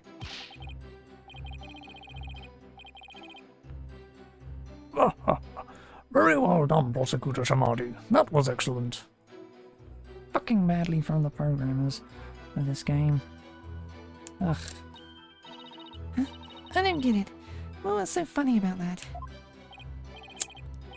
Don't you see? The customer paid with coins, counting them out one by one. Then, just after counting 8, he asked about the time.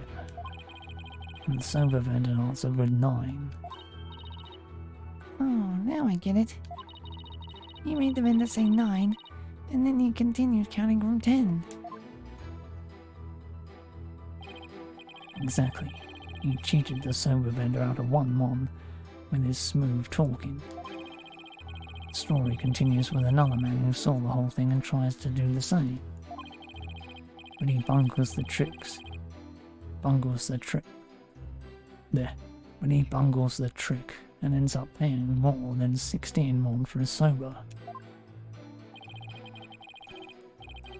The story ends on that as the punchline. You can look up the rest of the details yourself. Or I'm sure Prosecutor Sadmug over there would love to perform it for you after court. So basically, it's a story about a man cheating on his sober bill. That's kind of petty, isn't it? Is that really all you have to say about this classic story? Time sober is such a well-known staple of Rakugo. Fine, so you studied a lot. But we haven't the time for a lecture detour right now, Prosecutor Sadmug. I wanted to hear a little more, but I suppose it is off topic. Getting back to the matter at hand, Miss Sykes, witness, stated that the story I performed is called Toki Sober, otherwise known as Time Sober. Would you like to add this statement to his testimony? Should I have that statement added to his testimony at fucking last? Yes. Yes, Your Honor. I'd like to have it added. Very well.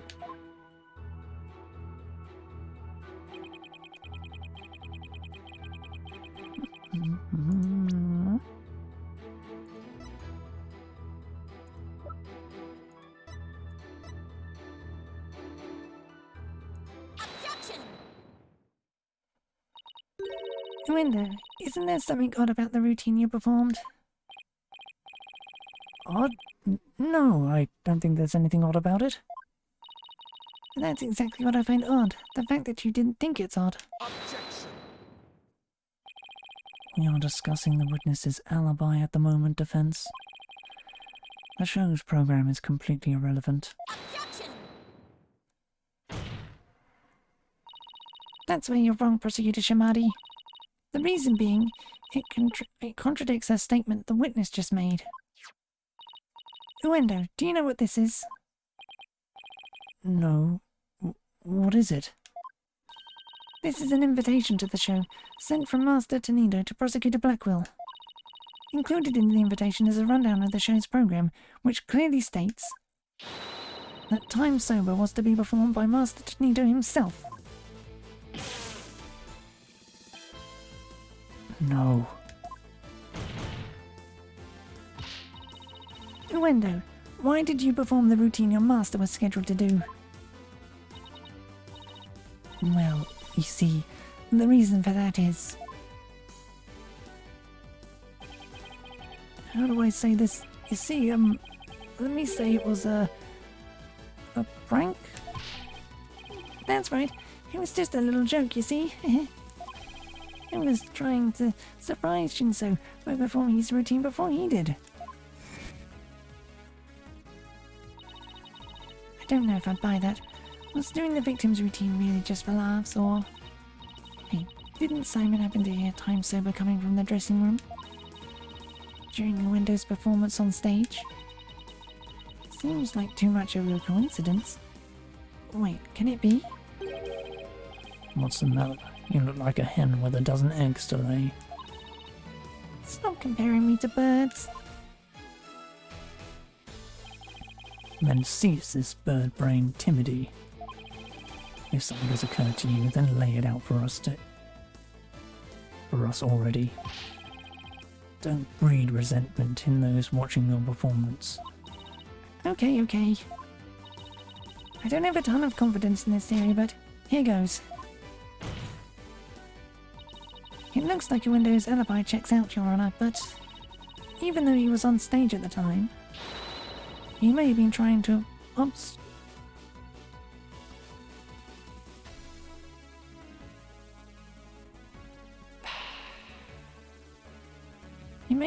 obfuscate a crucial detail about this case. Are you referring to the Soberville man tried to skip on in the witness story? I'm not talking about the Rakugo story, Your Honor. Oh, I'm sorry, but then what are you talking about, Miss Sykes? What a Window may have been trying to deceive us about was...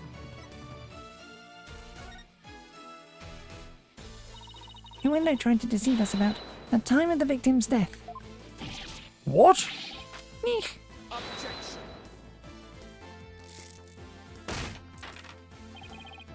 What gibberish.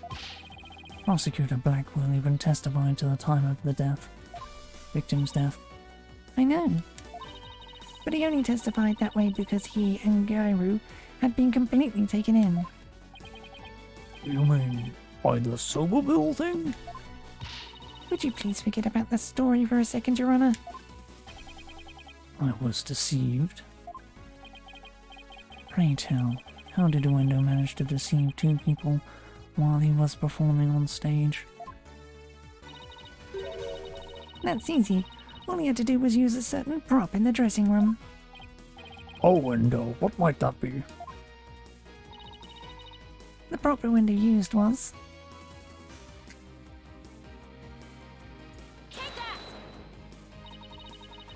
The TV was used to view what was happening on the stage. Prosecutor Blackwell, when you came to the dressing room, what was Window doing? He was performing time sober. Last. Could it be? Yes, it could, and it was. What you and Gairu heard was not Master Tornado practicing his routine. It was Windows' performance, as heard through the TV's monitor speakers.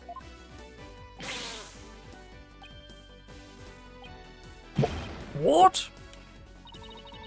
With the TV just inside the inner door of the dressing room, it could easily be heard from the hallway outside. And because we knew that Master Tornado was scheduled to perform time sober, we were easily manipulated into thinking he was still alive at the time rehearsing. Yes, your knowledge of the day's program is why the two of you could be fooled this way. Simon, did the voice you hear belong to Master Tornado? With the doors in the way, I couldn't tell exactly who the voice belonged to. But because I heard time sober, I just assumed it was Master Tornado. I can't believe I was taken in by such a simple mind game. Objection. All of that is mere conjecture. Where is your proof, defense? Objection!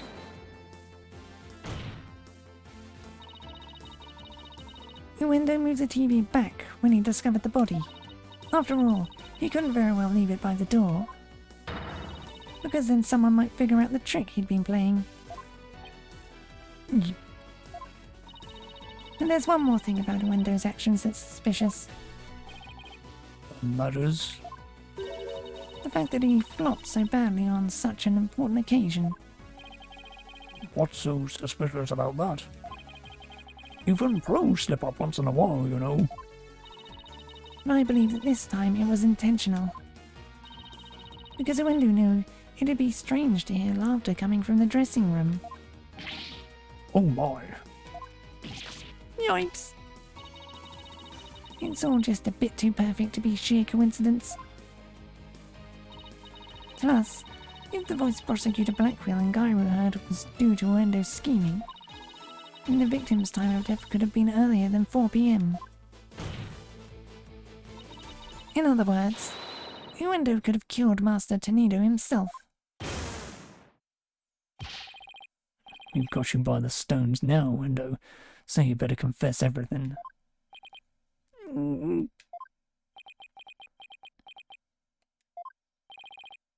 Well, witness, what do you have to say for yourself? We demand an explanation.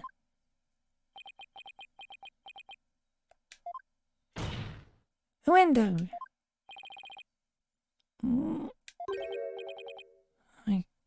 I confess. I tampered with the crime scene.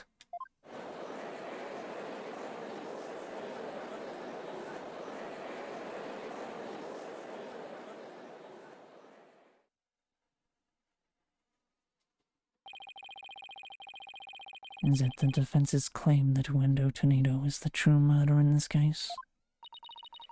If he tampered with the crime scene, then we have to at least consider him a suspect.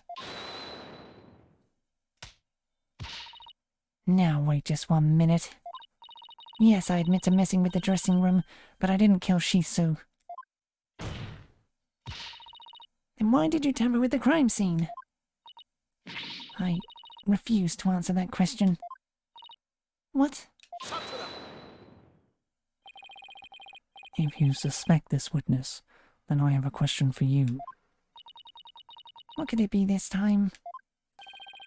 Uendo has absolutely no reason to murder Taifu Tenido. After all, why would Uendo kill the man who recognized his skills and promoted him? Oh, well, his motive was, can't think of a single thing. It appears you are also not aware of one other fact. And that is?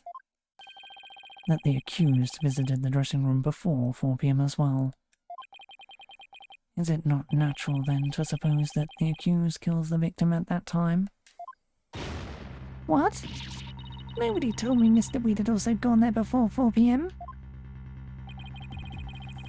We were only discussing the time frame after 4 p.m, so I didn't think to mention it. But now that you have made the time period before 4 p.m. relevant... Uh-oh, don't like where this is going. then you really do not know what your client was doing during that time frame, do you?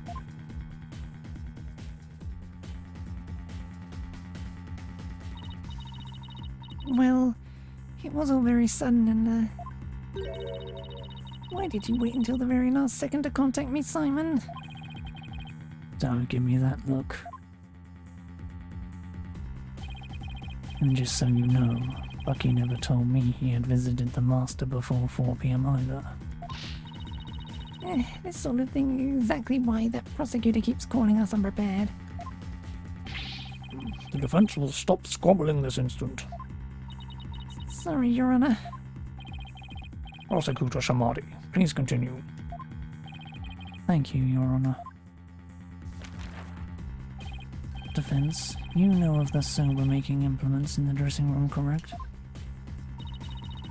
Is he talking about the equipment for making soba noodles?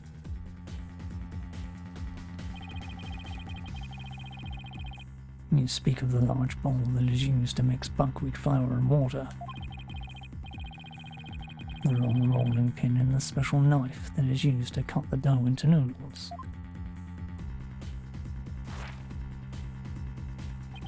Precisely, these tools all came from the accused soba shop. You mean they didn't belong to Master Tenido? Mr. Wheat had visited the dressing room to give the victim a sober-making lesson, and that visit was before 4 p.m. I'm afraid that after the accused kneaded the dough and made those noodles,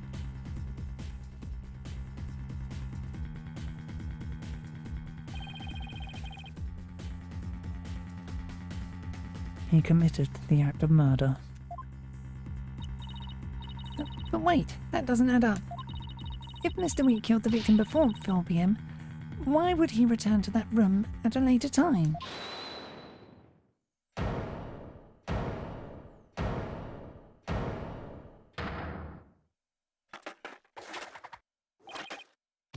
Wheat sober, you're getting caboodle when it comes to noodles. Oh my. Hi, Miss Chickadee. Hey, Slimy. The reason I went back is 'cause Master Tornado ordered uncooked noodles. Mr. Wheat?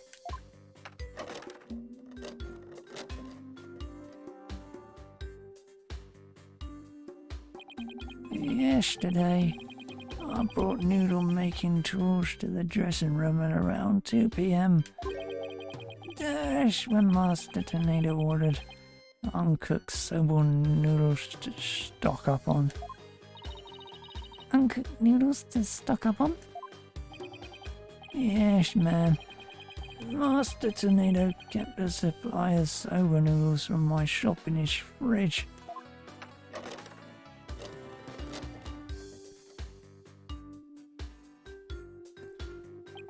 He only had one serving left, so I went back to my shop to get some more.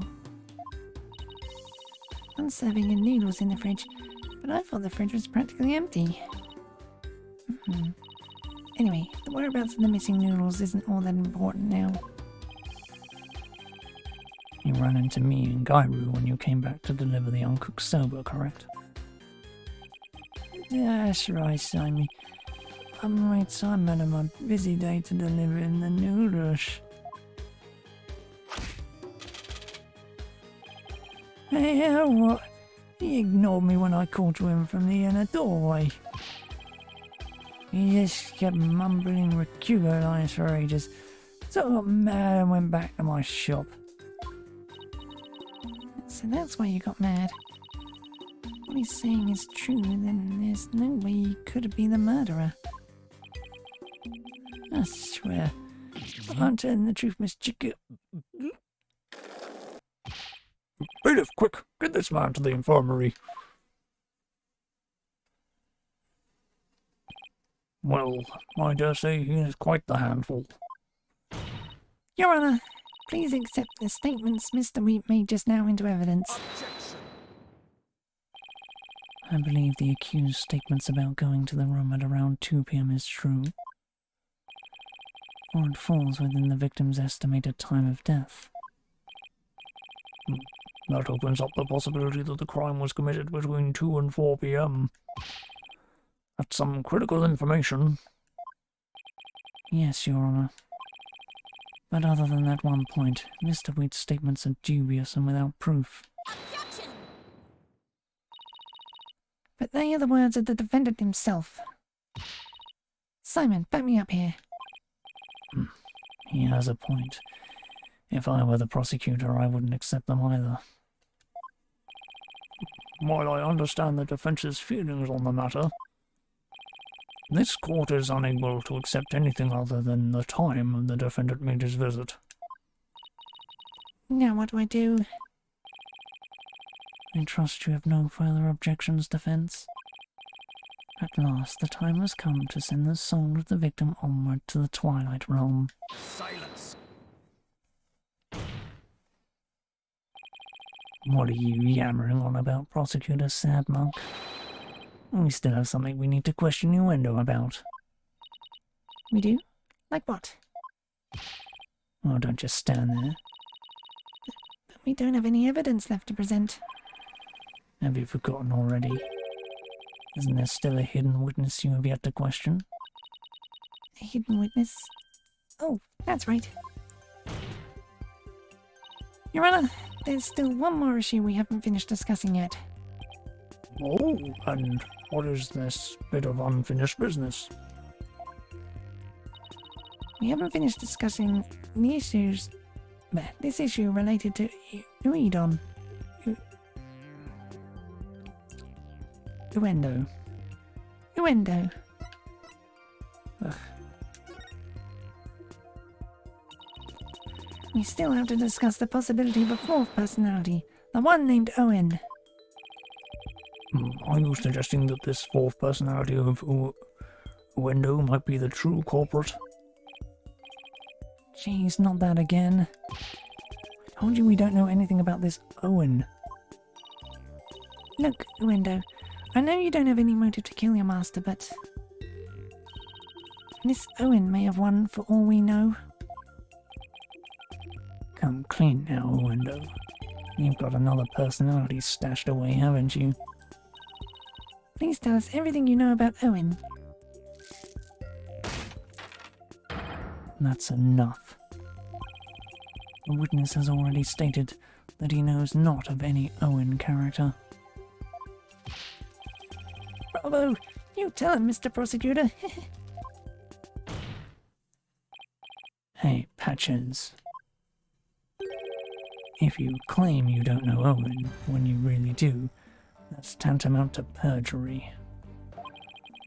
You want to exercise your rights to remain silent, however. Well, that's a different story. Do not listen to the depraved prosecutor's witness. You will be tainted with his evil. Do you have any idea how dark and cold a prison cell is? I exercise my right to remain silent. What's this now? Changing horses in midstream, are you? Shut up. I will remain silent and that's it. Patches, you fool. You stay out of this.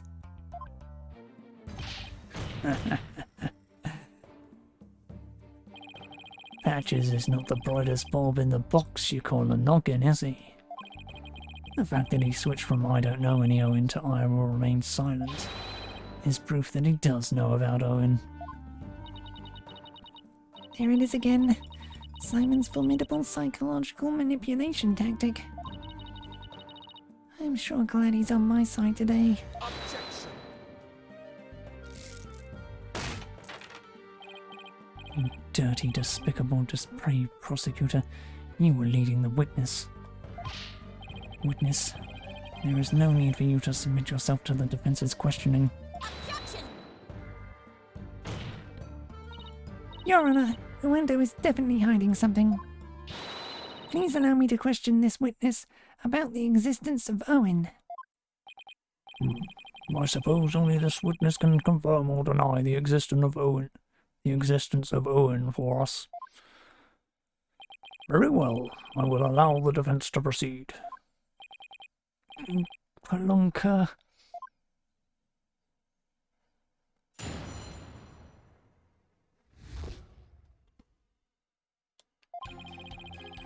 I've never met any personality named Owen. Patches was just blurting out nonsense in a panic. We're always aware, so we definitely notice if a personality like that showed up. How dare you treat me like a criminal based on mere conjecture?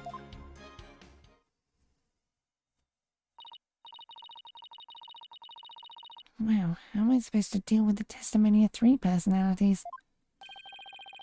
Unless you can prove the existence of Owen here, it's all over. You best screw your courage to the sticking place and attack their testimony head on. Alright, I will. Just stop piling on the pressure on me. I have to draw out some info, anything to drag Owen out into the open.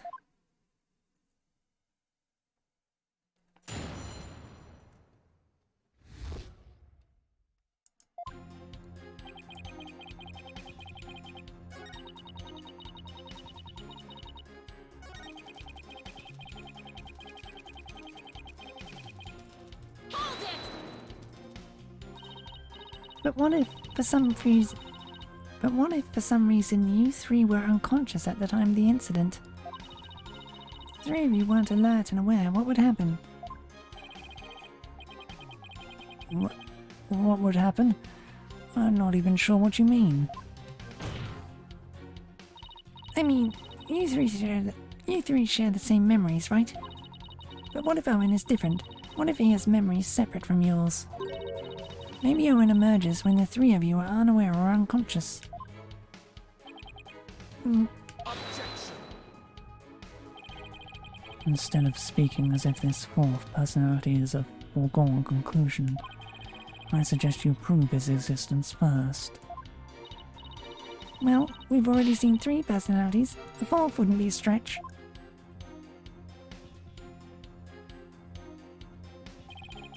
You dishonor the victim in this court by jumping to such conclusions without proof. Have you ever heard these old sayings, Prosecutor Shamadi? What happens twice will happen thrice. If you see 1, there are likely 30 in your home. I'm basing my theory on such premises. Comparing us to cockroaches. Do we bug you that much, girlie? But how do you intend to prove it? How will you prove that all 3 personalities became unconscious, as you say? Unless you can do that, all of this talk is mere empty speculation. Merely. Well, Don't be so timid. If you don't have it, then find it. Look for something that could render a window when the other's unconscious. Simon's right. Calm back down now. For my client, Mr. Wheat, I have to... Oh, wait, Mr. Wheat. Let me rest. Maybe if I were a lump of regular flour dough and oodle noodle. Well, I'm fresh like my soba. I own a soba to rest. It's all about the 3 freshes. Grind the buckwheat seeds fresh, cut the dough fresh, and boil the noodles.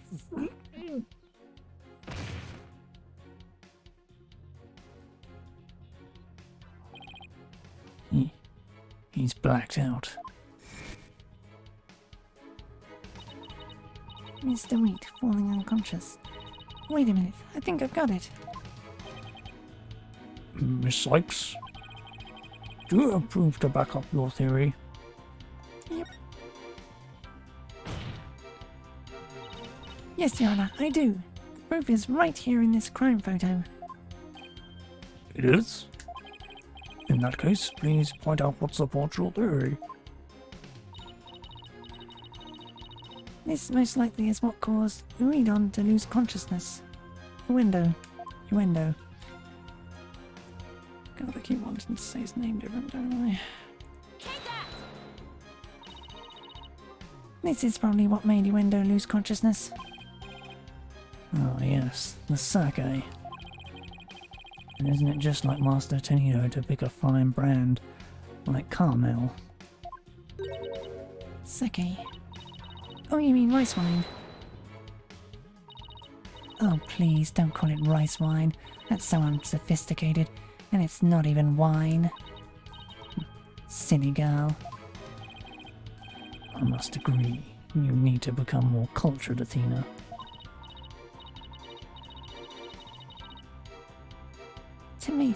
Tomato. It's made of rice, and people get drunk from drinking it, right?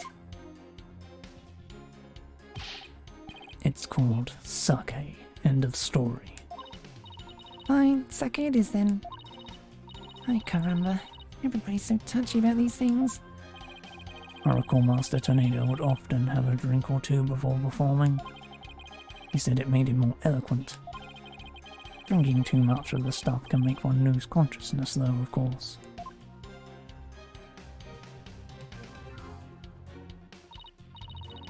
And look, there were 2 glasses on the table. Uendo, I believe your master offered you some rice wine. Sake. And then you must have drank too much and passed out. That's when your 4th personality, Owen, emerged.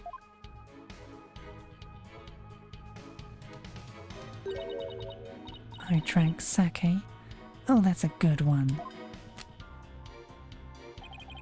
We have a real sweet tooth, you see, so yes, we did accept a sugary red bean bun. But since we really dislike sake, we said no thank you to that. Believe it or not, we're really weak when it comes to booze. Even a tiny drop can knock us right out. So you see, I had a sweet Manjune bun, but I didn't drink any sake. What? That can't be right. The defense demands that the glasses be examined right away. You amateur, did you really think I had not already done so? Your foolishness is beyond the pale. Don't tell me. There was no trace of the witness having touched either of the glasses, naturally. Right, of course. Miss Sykes, would you like the witness to statement added to his testimony? Yes, please, Your Honor. Very well.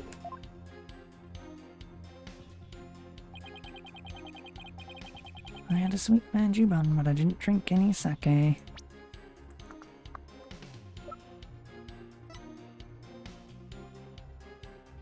Objection! This shows what most likely made Uedon lose consciousness. That note. Are you feeling lightheaded, child, or perhaps a bit peckish? I'm not hungry. My head feels just fine, thank you very much. Look at the paper this note is written on. Isn't there something familiar about it? What exactly is your point, defense? This fake design here reminds me of the paper from... Yep, it's a piece of the wrapping paper on the box of manju buns by the victim on the floor. Uendo, you may not have drunk any sake, but you did eat a sweet red bean bun, right? Well, yes, that's right. I don't know if you are aware of it or not, Uendo, but I believe the manju you ate caused you to fall unconscious. The red bean bun? But how? Because those buns contained a secret ingredient. A very punchy sweet ingredient at that. Punchy sweet ingredient? Yes. The design on the wrapping paper matches that of something else in the room. It does? The design on this object matches that of the manju box wrapping paper. Take that! The camel pattern. It's the same as the one for Camel brand sake.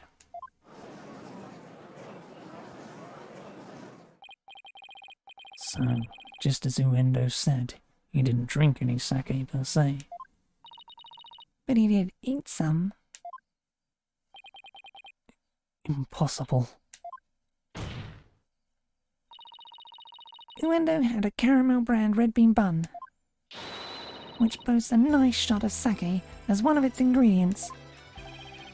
So the defense is claiming that Uendo passed out after consuming a caramel sweet bun, which allowed a fourth personality named Owen to emerge. Is that correct? Yes, Your Honor, that's exactly what I'm claiming. But there's one thing that bothers me. Wouldn't the alcoholic content of the buns evaporate as they are steamed? In order to give them a stronger flavour. Some manjus are specially made to retain as much of their alcoholic content as possible. What kind of lightweight do you think I am? Even I wouldn't pass out from eating a simple manju. And how about we test that theory? What do you say, Your Honor? Seeing is believing, as they say. Very well, I will allow a test. Thanks, Your Honor. Simon, go buy us some caramel manju on the double. And don't forget to get me one too, okay? Why must I? And while you're at it, Prosecutor Blackwell, you will get one for me as well. I'm not the courthouse stable boy, you know. But just this once, I'll acquiesce. Taka, I'm counting on you.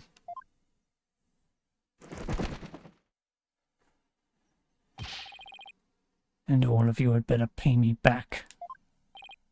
Oh, but I thought it would be your treat passing you to Blackwell. What a shame. Now then, let us adjourn until the Manju arrive by Carrier Hawk. Court will reconvene as soon as Taka returns.